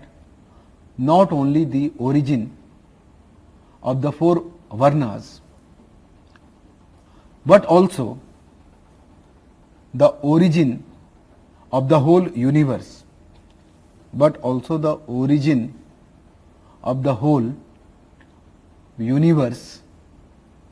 has been explained. Origin of the whole universe has been explained. I stop here to understand something that you already understand. We all know about the fourfold division of the Indian society. Now, how it has been explained? So, the first explanation we find in the 10th mandala of the Rig Veda, and there in the 10th mandala we find a hymn. We all know that Rig Veda is collection of hymns and prayers, and that hymn is called Purush Sukta. The English translation of Purush Sukta is the creation hymn, because in this there is some explanation for the origin of the creation itself. Now, in this Purush Sukta we find mention of a sacrifice. Name of the sacrifice is Purush Medha, performed by the emerging creator deity. At that time, Prajapati, Purush or Manu was being gradually acknowledged as the creator deity. The Aryans were moving beyond what we can say particular natural forces of the early religious days of the Rig Vedic people to a general idea of a creator god, and they were contemplating the creator as Purush or Manu or Prajapati, and we all know that Prajapati came to replace Indra as the main deity of the Aryans in the later Vedic age. Now, this sacrifice is said to have been performed by Prajapati himself, and Prajapati offered himself to the deities, that he sacrificed himself. And then out of the different bodily parts of this deity, we have appearance of not only the four varnas but also the whole universe. You must have heard of this kind of expressions like creator deity, D-E-I-T-Y. That from his mouth we have the Brahmanas, from his arms we have the Kshatriyas, from his thighs we have the Vaishyas, and from his feet we have the Shudras. So, this is just one aspect of this explanation. We have the whole universe also being explained on the basis of the consequences of this sacrifice only. That, for example, from his eyes we have the sun, from his forehead we have the sky, and something like this. It means the origin of the Varna system and the creation itself came to be interlinked, and this can also be seen as, and this is seen also as, some sort of legitimacy to the emerging social hierarchy by linking the hierarchy itself with the origin of the universe. So, if you cannot question the universal order or the creation and its features, in the same way you can also not question the social order, because the social order has the same sanctity which is possessed by the natural order. So if you cannot change the natural order, you cannot also change the social order. And that's why we have people, particularly the historians who follow the subaltern approaches, they consider that this entire reference is an attempt to legitimize the emerging system of social hierarchy. Is it okay? So how many of you had heard about this sacrifice called Purush Medha sacrifice and Purush Sukta? I am waiting for your responses here. Meanwhile, let us proceed further. And this is the first mention of what we can say the Varna system as part of the Vedic literary tradition. Change your paragraph and write. The first three Varnas, we know the first three Varnas. The first three Varnas have been termed as, the first three Varnas have been termed as, the first three Varnas have been termed as the Dvijas.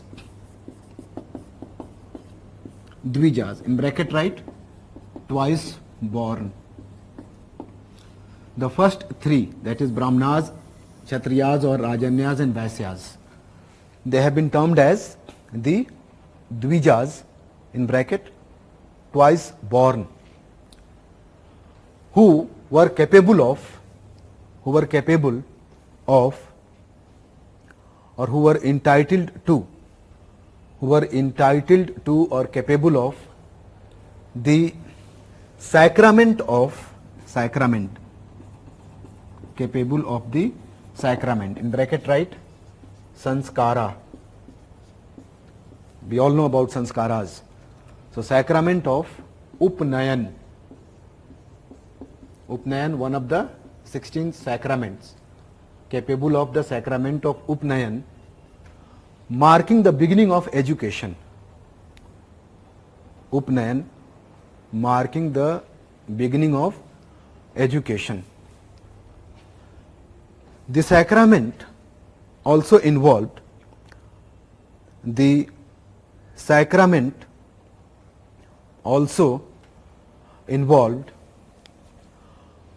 wearing of, W-E-A-R-I-N-G, wearing of sacred threads, T-H-R-E-A-D-S, sacred threads, in bracket write Janeu.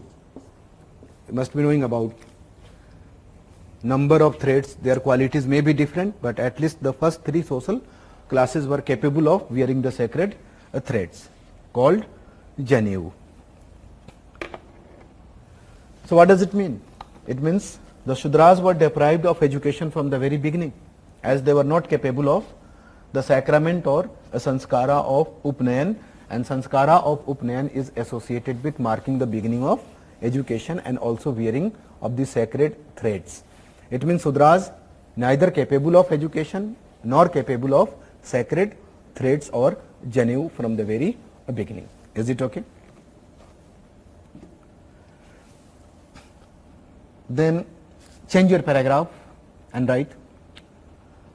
But it seems that, after changing paragraph you are writing, but it seems that the Varna system in the Rig Vedic age,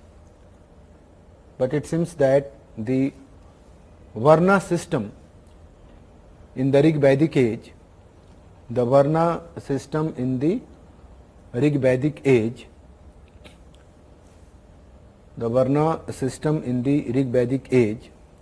was quite simple, as it was based on karma, that is action, as it was based on karma, action or duties, and not on the birth. So birth basis developed later on.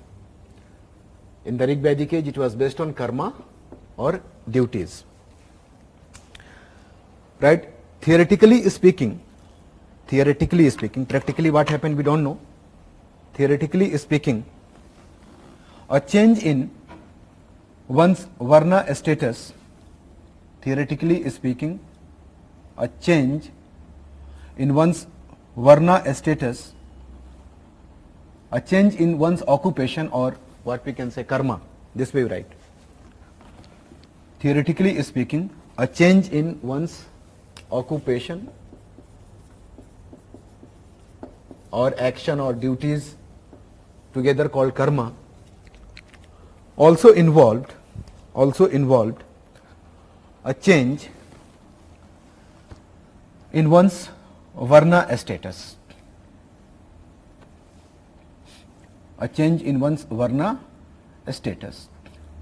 Thus, in the Rig Vedic age,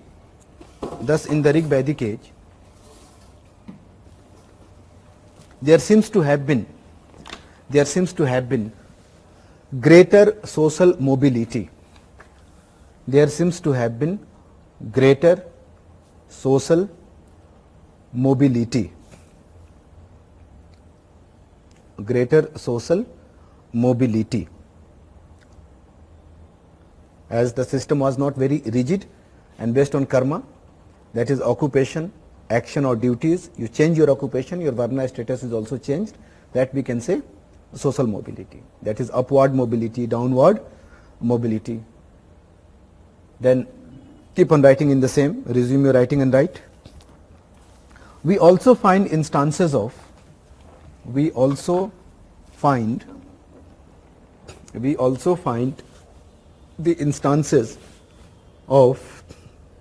instances of the presence of more than one varnas, presence of more than one varnas, presence of more than one varnas in a single family, presence of more than one varnas in a single family.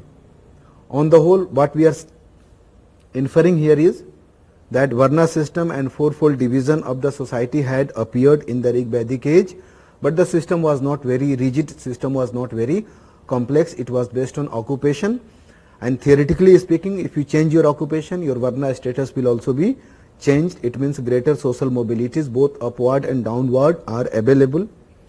And we also find instances of, in a single family, presence of more than one varnas. But the things were not likely to stay the same in the later Vedic age. They are likely to be changed, and this is what now we are going to discuss.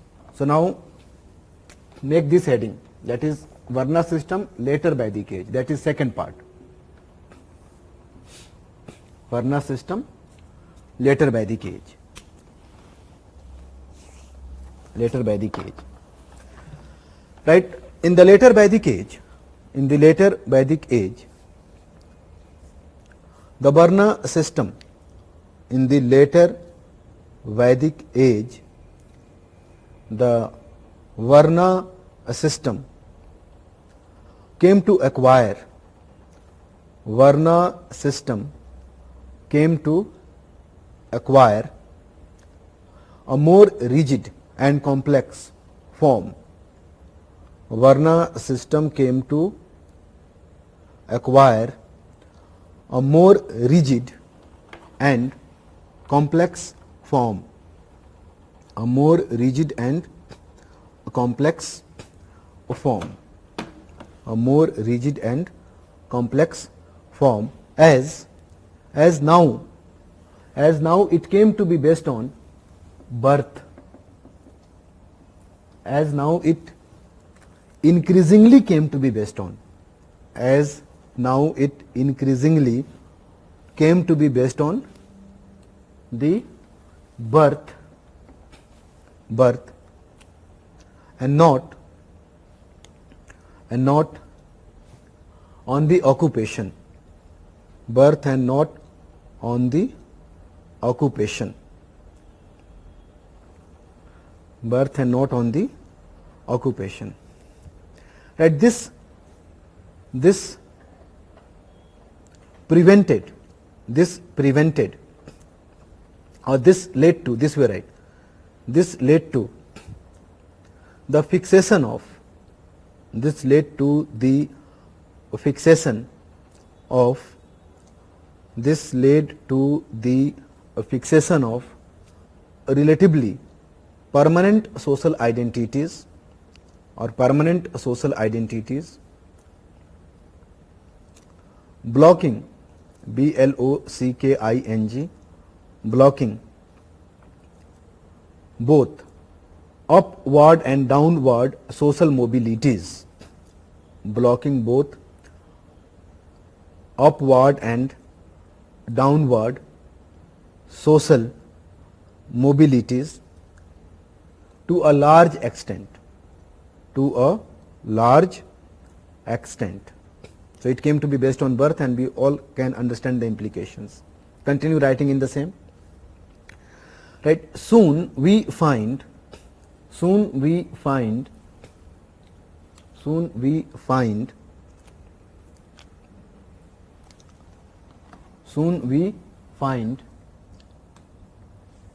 it difficult to change one's occupation. Now you cannot change your occupation. Soon we find difficult to change one's occupation that now came to be rigidly fixed by the Varna status, that now came to be rigidly fixed by the Varna status. With time, we also find rules and restrictions related to, with time we also find rules and regulations, related to intervarna marriages,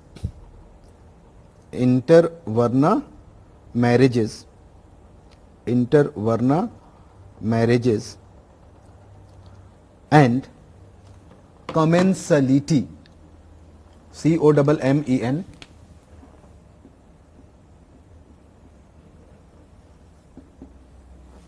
intervarna marriages and commensality, that is intervarna dining, right, with whom you can sit together and have food together, that is called commensality.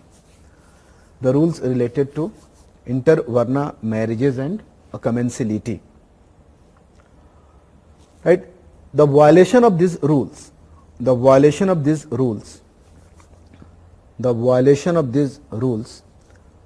came to invite some social sanctions or punishments.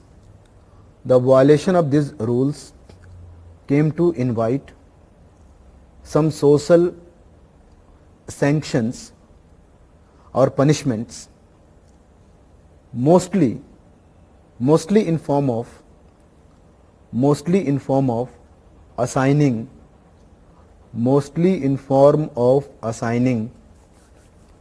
a lower social status,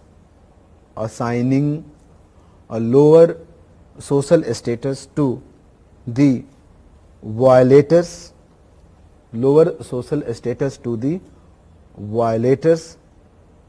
or their progenies, PROGENIES, violators and their progenies.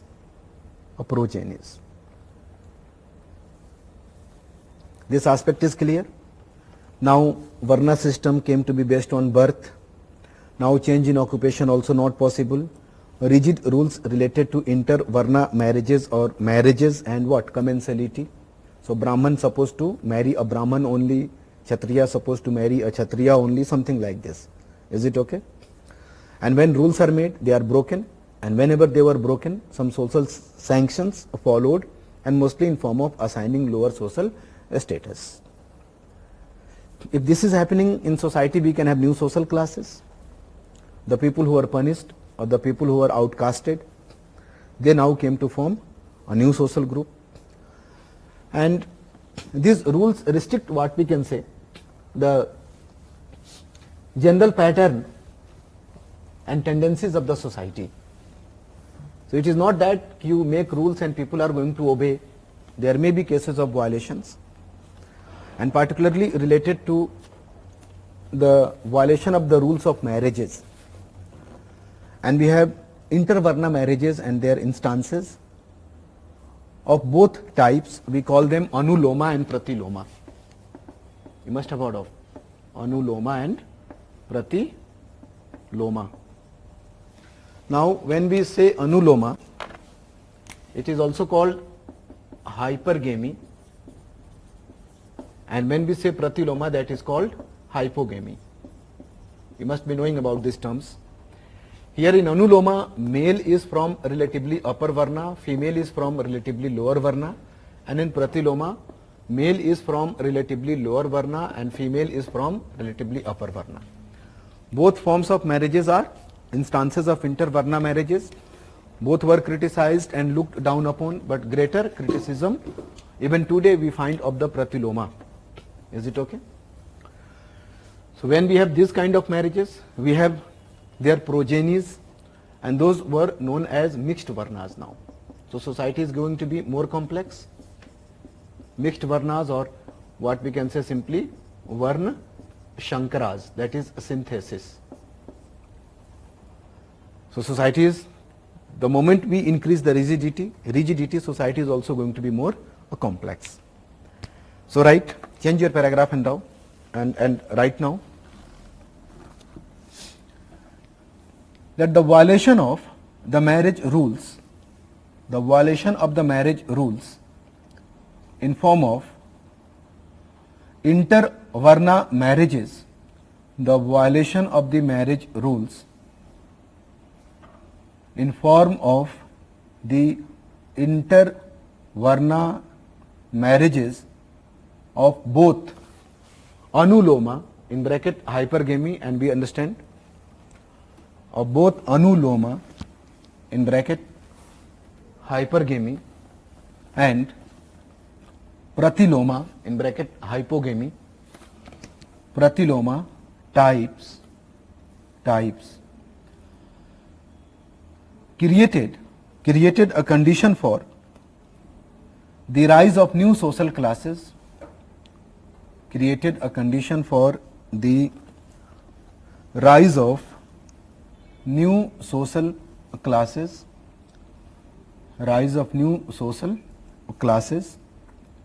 known as varna shankaras, or the mixed varnas, making the social structure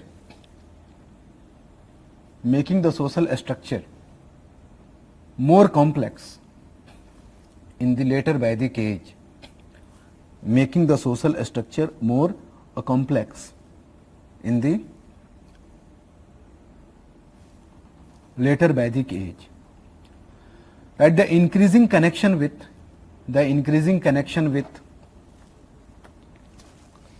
the non-Aryan social groups,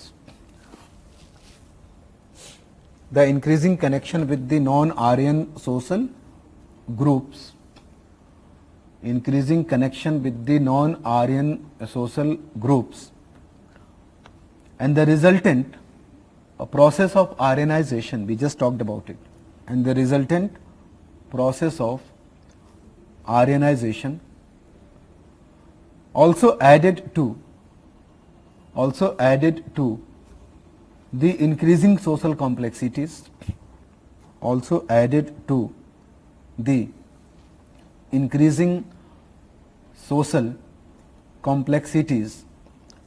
of the later Vedic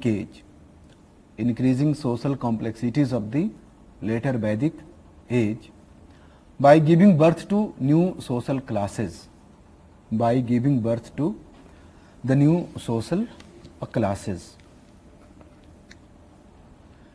In the later Vedic age, we also find in the later Vedic age, we also find emergence of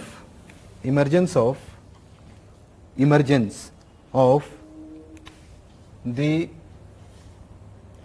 Gotra and Ashrama systems. Gotra and Ashrama, we all understand Gotra and Ashrama system, though their consolidation took place later on, but their appearance we can notice even in the later Vedic age. Right? In the Gotra system,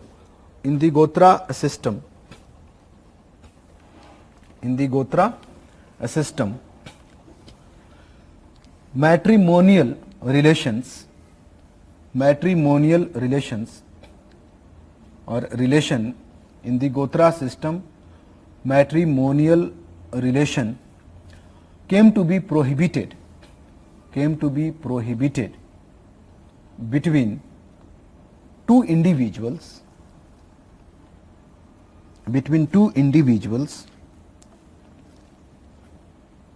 or two social groups also in due course of the time, between two individuals or groups,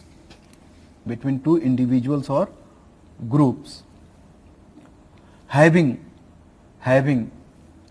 a common ancestor,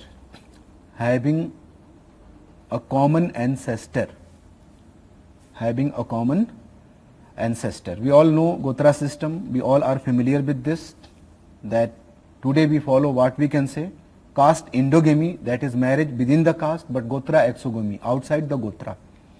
And such persons are supposed to be related to one another as brother and a sister. So marriages cannot be solemnized. In the Hindu Marriage Act also we have accepted, we have simply reduced the degrees of prohibited relationships. Now as the things exist, it is possibly 5 generations from the father side and 3 generations from the mother side. So this is what continuity of the Indian culture even today. So that is the Gotra system. Then right, in the Ashrama system, we all are familiar with this also. In the Ashrama system, the life of an individual was divided into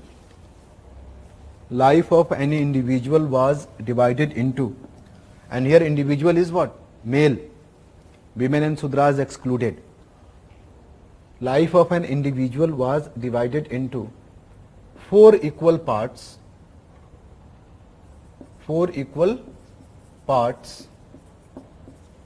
each consisting of 25 years, 4 equal parts, each consisting of 25 years,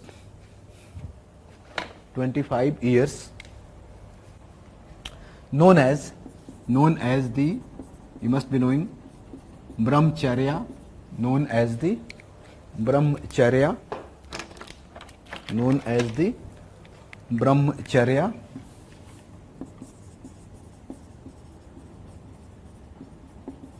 Grihastha, you must be knowing, Vanprastha,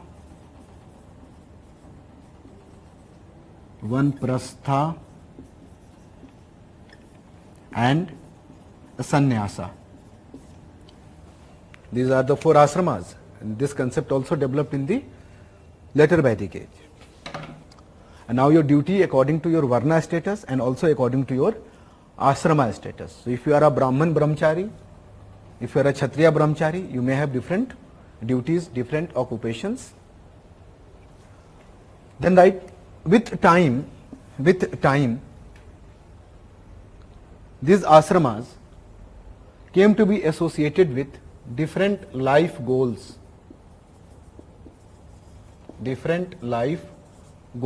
called Purusharthas. So concept of Purusharthas, different life goals called Purusharthas, such as, you must be knowing, such as Dharma, artha, kama and moksha. Dharma, artha, kama and moksha. So how was the situation? Brahmacharya was about what? Learning of dharma. Grihastha about dharma. Artha and even kama. In the Vanprastha, it was dharma and moksha. And in sannyasa also it was dharma and moksha. Dharma was always there. So these are the life goals called purusharthas. These 4 life goals came to be associated with 4 ashramas. These are the basic or fundamental traits of what we can say Indian or social life, and even today we quite often think of varnas, ashramas, gotras, purusharthas, and all these concepts are emerging in the later Vedic age. Of course, with time they are going to be more and more complicated, more and more explanations in the law books, but their appearance can be traced back to in the later Vedic age itself. So what we have just seen is that how in the later Vedic age the social life was becoming more and more complex. Is it okay?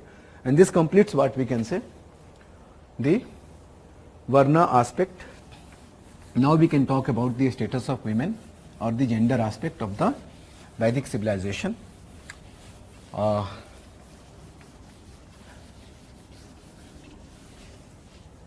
Meanwhile, I have a question from Divya. Sir, how does the Varna of women in Rig Veda determined? No special way, just birth. Birth became the marker of your Varna status. So if you are born in a Brahman family, you are a Brahman. Now since you have talked about the Rig Vedic age, it means you are referring to that occupation determining the birth, Varna status. And I think your question has something to do with the economic role or occupation with which the women were associated.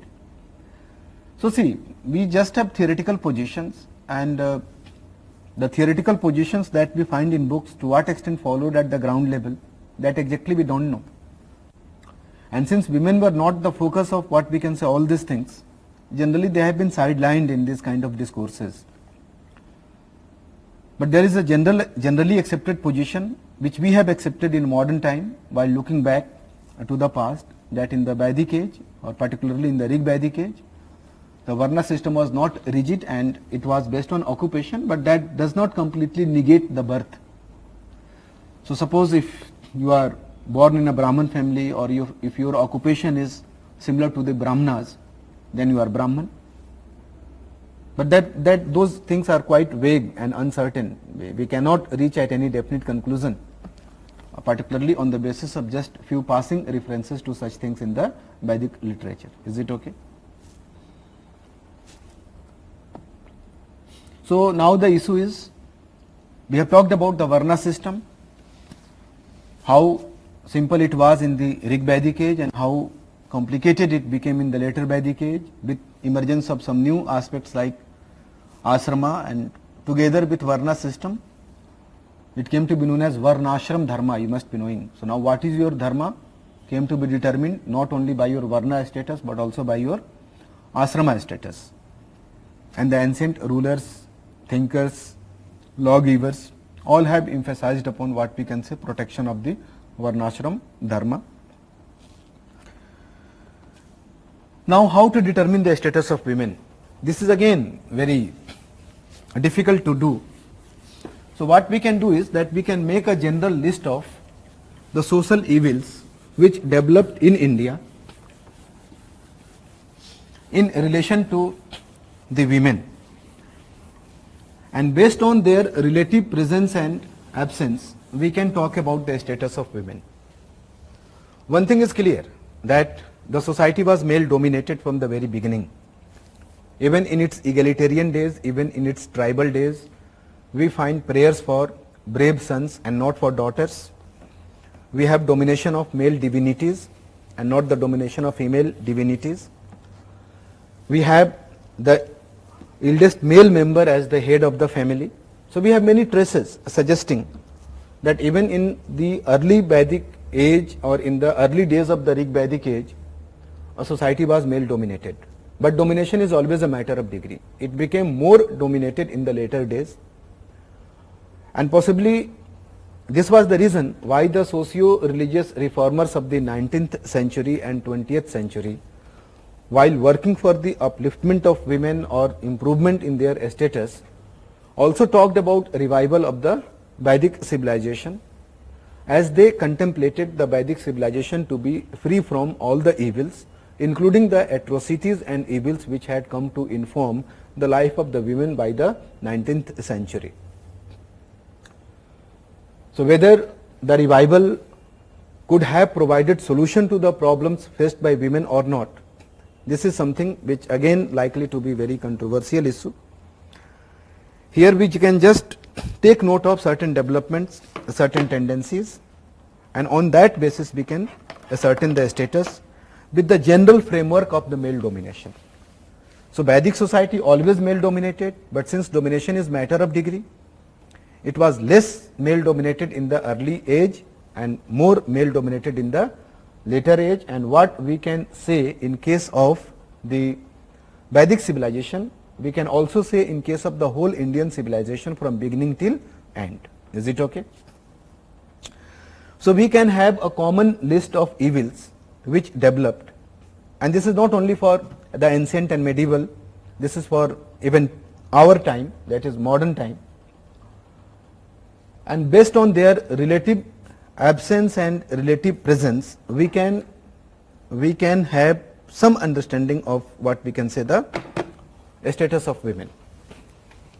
So what are the evils? Can you suggest me some evils which we notice historically developing in our culture from beginning till end? And if we talk about the status of women, ancient, medieval, modern, not making much difference. Of course, in modern age we have some remarkable changes, but of course we have also continuity of many evils which originated in the ancient and medieval ages.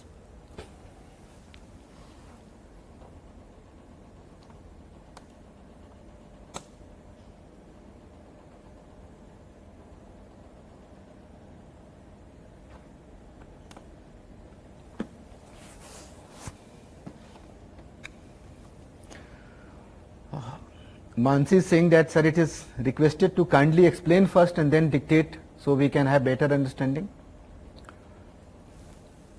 Am I not doing that? At times dictation follows the discussion and at times we also have vice versa, but finally it is that we are discussing things, but I will take care of that.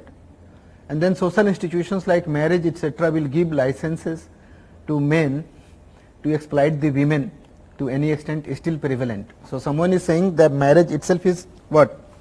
An evil institution, no?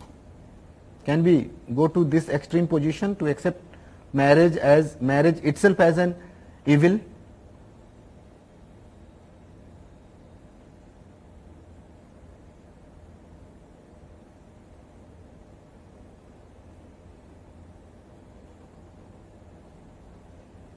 Very interesting responses. Now I can see child marriage, financial dependence, exclusion from Vedic learning, then others. Okay, let me help you. I am going to include your points also here. Let me include you something from my side also.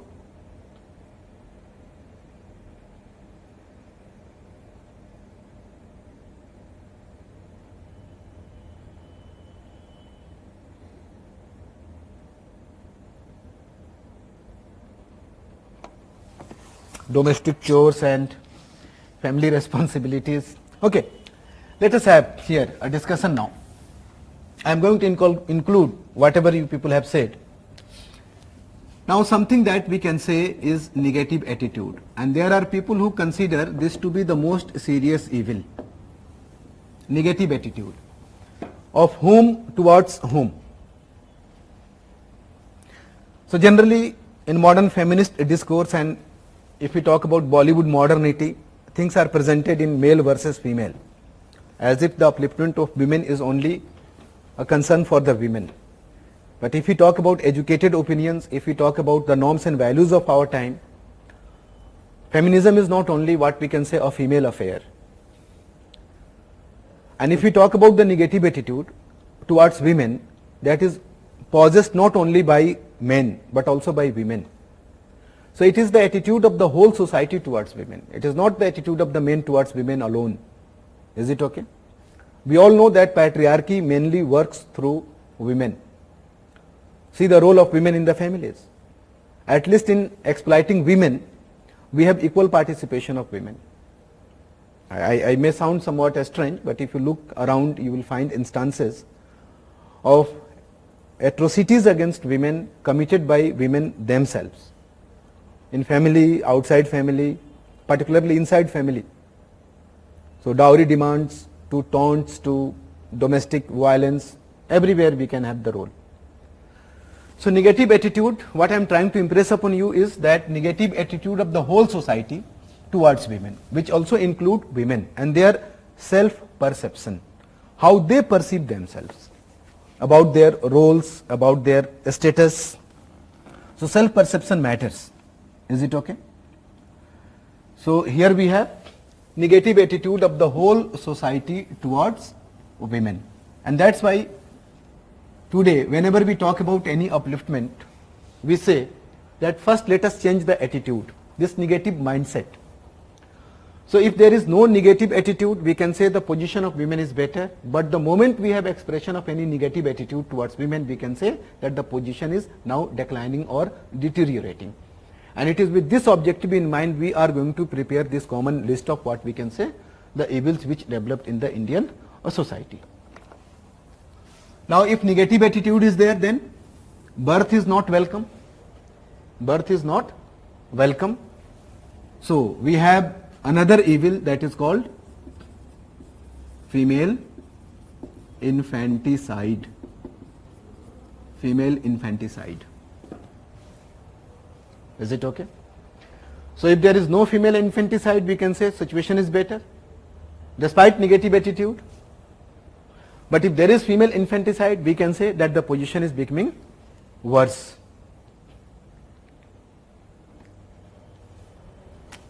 Then we have here the third one. It is clear that everyone was not killed. Everyone was not killed. So discrimination.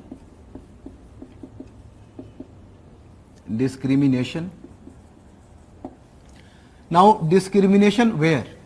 So discrimination in everything that we receive from society. So what do we receive from society? Nutrition and care. We can all perceive discrimination. I am not going to cite examples because we all are part of the Indian society. Nutrition and care. Then we have something that is given to us by the society, that is education. And then that is what? Property. That is rules related to inheritance. That is inheritance. So in all matters we can have some sort of discrimination. Is it okay? Then next evil can be what? In sequence. There must be something which can be termed as, or you must be familiar with something which can be termed as gender segregation. You must have noticed that after a particular age, boys and girls are separated. And in the early days, what we find is that whatever attitude or attitudes are developed, they are likely to stay there. Is it okay? So now about men, about boys, about girls, about women, knowledge is not through direct contact but through social wisdom. So you must be knowing that gender is not only a biological but rather it is more sociological and psychological constructs. So man is not born man, he is made man. It is something like this. The same is the case with women. So they are separated, segregated, and they are trained through the communication of social expectations, defining their roles, they are trained in becoming what we can say men and women. That is, they are prepared for their roles. Is it okay? Venkat, you can make this, whatever you find useful, you can write this. Is it okay? At least note down the points. I am going to utilize them. But whatever I am discussing, that is not needed to be written. But whatever I am writing on the board, this much we can write.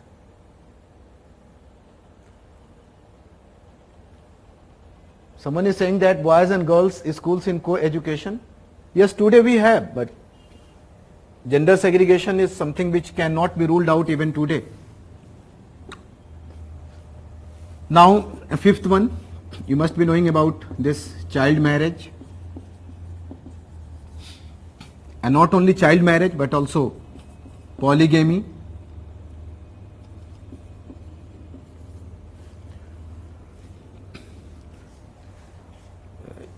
There is a recommended book for modern Indian history, Bipin Chandra NCRT, and Bipin Chandra mentions about in that book a Brahman in Bengal who had 200 wives, and the youngest of them was only of 8 years age.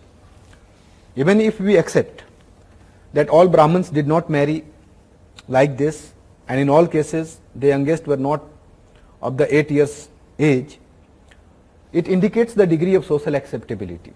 Before the passing of the Hindu Marriage Act after independence, possibly in the year 1954-55, we find restrictions. Before that, there was no restriction on the number of wives one can have, one could have. So child marriage, polygamy, then what else? We can have something that is called dowry system. We have something that is also called parda system. Parda system. Then here we can have something that we can say a status in the family. Now a status in the family can be determined on so many grounds, on so many bases. Here a status in the new family, not the family of father but the family of husband. So here economic status, how much control on the economic resources, political status. Here we can also talk about social status, cultural status. Here we can have so many things, issues of domestic violence, and in all the crucial role is decision making. What role given to women in the decision making in the family? Economic decisions, political decisions, social decisions.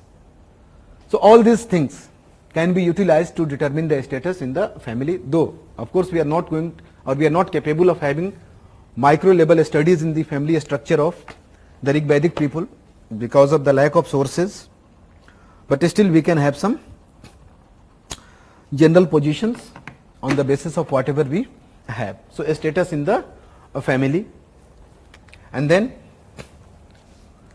this status when the husband is alive, what when the husband is dead, that is a status of 10, a status of widows, and in their life we can have restrictions on everything, that is restrictions on food, restrictions on dress, restrictions on social interaction. So they were not allowed to attend social gatherings, and those gatherings were declared as inauspicious to them, for them and for others also. And finally restrictions also on the marriage that will lead to perpetual exploitation. Then one more evil developed, that was sati. So these are major evils that we notice in case of the Indian society, which have evolved historically. Is it okay? These are the major evils. Now, if we talk about the status of women in the Vedic age, we can only establish the relative status, not the absolute status. Is it okay? And that can be easily established on the basis of this checklist. Is it okay? Now I have shared with you some more notes, and I hope those notes are now available to you, as I have been informed that they have been uploaded.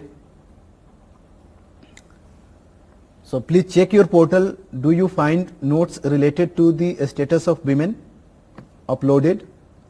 Even if not uploaded, it's okay. We can have a discussion on this, and the things are written there, and you can, so no need to write things. I have utilized the same model for determining the status. One thing is clear, that perhaps notes have been uploaded. Notes have been uploaded. Now just have a look at those notes. You will find use of the same points for finding the, or for establishing or determining the status of women. Is it okay? How? One thing is clear, that we have the mole, we have substitute, divide Vedic and later Vedic when it comes to women status, as it was good in early Vedic. Yes, Jayadev, we have divided it. Now how? We have the male domination from the very beginning, but in the Rig Vedic age, we do not find negative attitude, we do not find female infanticide, we do not find instances of discrimination, as women also allowed the sacrament of Upnayan that was associated with the beginning of education. We also do not find instances of gender segregation, young boys, girls mixed freely. We have instances of love marriages, we have instances of elopements, we have instances of freely mixing. Generally child marriage was not practiced. If we have polygamy, we also have polyandry, that is even women allowed to have more number of husbands. Dowry system we cannot say, because it was basically exchange of gifts from both sides. Parda system was yet not prevalent when women generally participated in the social affairs. A status in the family we cannot determine because the details are not there, but still we can say that the status was respectful. They participated in so many things, almost all the cultural functions. If we talk about the status of widows, we still do not find restrictions in the Rig Vedic age, as the widows were allowed to have sons through their association with a near relative of the deceased husband, and that practice was called niyoga, and we have some historians who consider niyoga to be equal to remarriage. And of course we don't have instances of sati. So when we have relative absence of these evils in the Rig Vedic age, what we can say? That the status was better. This is what I have said. You can have a look at the class notes. But when it came to the later Vedic age, is it okay? When it came to the later Vedic age, we have the expression of negative attitude, and women considered as, girls considered as sources of all sorts of miseries and sufferings. We still do not have female infanticide, but negative attitude. We have the beginning of discrimination, as women now along with Sudras deprived of their right to or entitlement to the sacrament of Upnayan that was associated with marking the beginning of education. In the later Vedic age, we also find gender segregation and instances of child marriages, that now emphasis was on pre-puberty marriages. Of course, we have polygamy continuing, but we have decreasing instances of polyandry. We have now some faint beginning of the dowry system. We also have Parda system in terms of gender segregation, that is concept of the emergence of household, and there is something which is called Lakshman Rekha. Is it okay? We all are familiar with this concept, that women now confined to the domestic space, that is nothing but one form of Parda. A status in the family, it seems that was now witnessing some sort of deterioration, and now we have the emergence of private property, and in that private property share was of course not equal. That is going to be more evident when we have the lawmakers in the later days. Status of widows also somewhat compromised because now we have restrictions and Niyoga came to be criticized. Of course, we do not have sati. So, except these two extreme evils, sati and female infanticide. In the later Vedic age, we have beginning of almost all. So, if that is the case, degree may be different. We can say that in the later Vedic age, the status of women witnessed some sort of declining position, and something that I have mentioned in your class notes, you can see point wise. That is a status of women in the Rig Vedic age, a status of women in the later Vedic age. So, whatever details I just discussed with you, all are written there in that class notes. Is it okay? Now,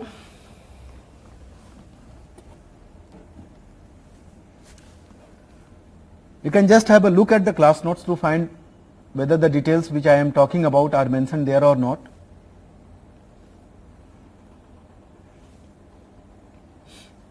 I have mentioned them in the same sequence also, the sequence that I have made on the board. Now, can you tell me that these evils are not there in modern society? Which one is not there in the modern society? If we talk about the modern society, I am talking about our time, I am talking about the 21st century. Can we say that we still have the negative attitude? Can we say that we have the female infanticide and even a more advanced version of this that is called female feticide, that is added by scientific developments of our time? Can we say that we still have discrimination, gender segregation, child marriages, beti padhao, beti bachao? So, except some extreme evils like sati and female infanticide, or we can exclude only sati, otherwise almost all of the evils are there even in the 21st century.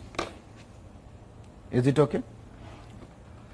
Degree of emphasis may be somewhat different, but the fact is that they are there, and women upliftment and improvement in the status of women is still our concern. We have many constitutional provisions, we have many government decisions. Someone is saying that more heinous than this, except sati and parda. Even parda is what? We have now some crimes against women, and we have some social groups considering that these crimes are being committed because women have stopped observing parda. So, parda system is still there, and that is not only specific to the Muslim societies. They may have their typical dress, and that is why it appears that they only practice it. But comprehensively speaking, parda is universal, except urban educated women. But they also are facing many difficulties, many restrictions from their families. So, we can utilize these points to write an essay, not only in case of ancient and medieval, but also in case of modern. So, factual details are there with you. Read them during the break if you manage the time. And someone was requesting me to leave before 15 minutes or 10 minutes, that I could not do. But I am going to leave you before 5 minutes, and we are meeting at 10:30, sorry, not 10:30, 1:30 for the next class. And in the next class, we just have to take note of political dimension in the Rig Vedic age, and after that we can shift to the post Vedic age. That will be the next important phase for our historical evolution. Is it okay?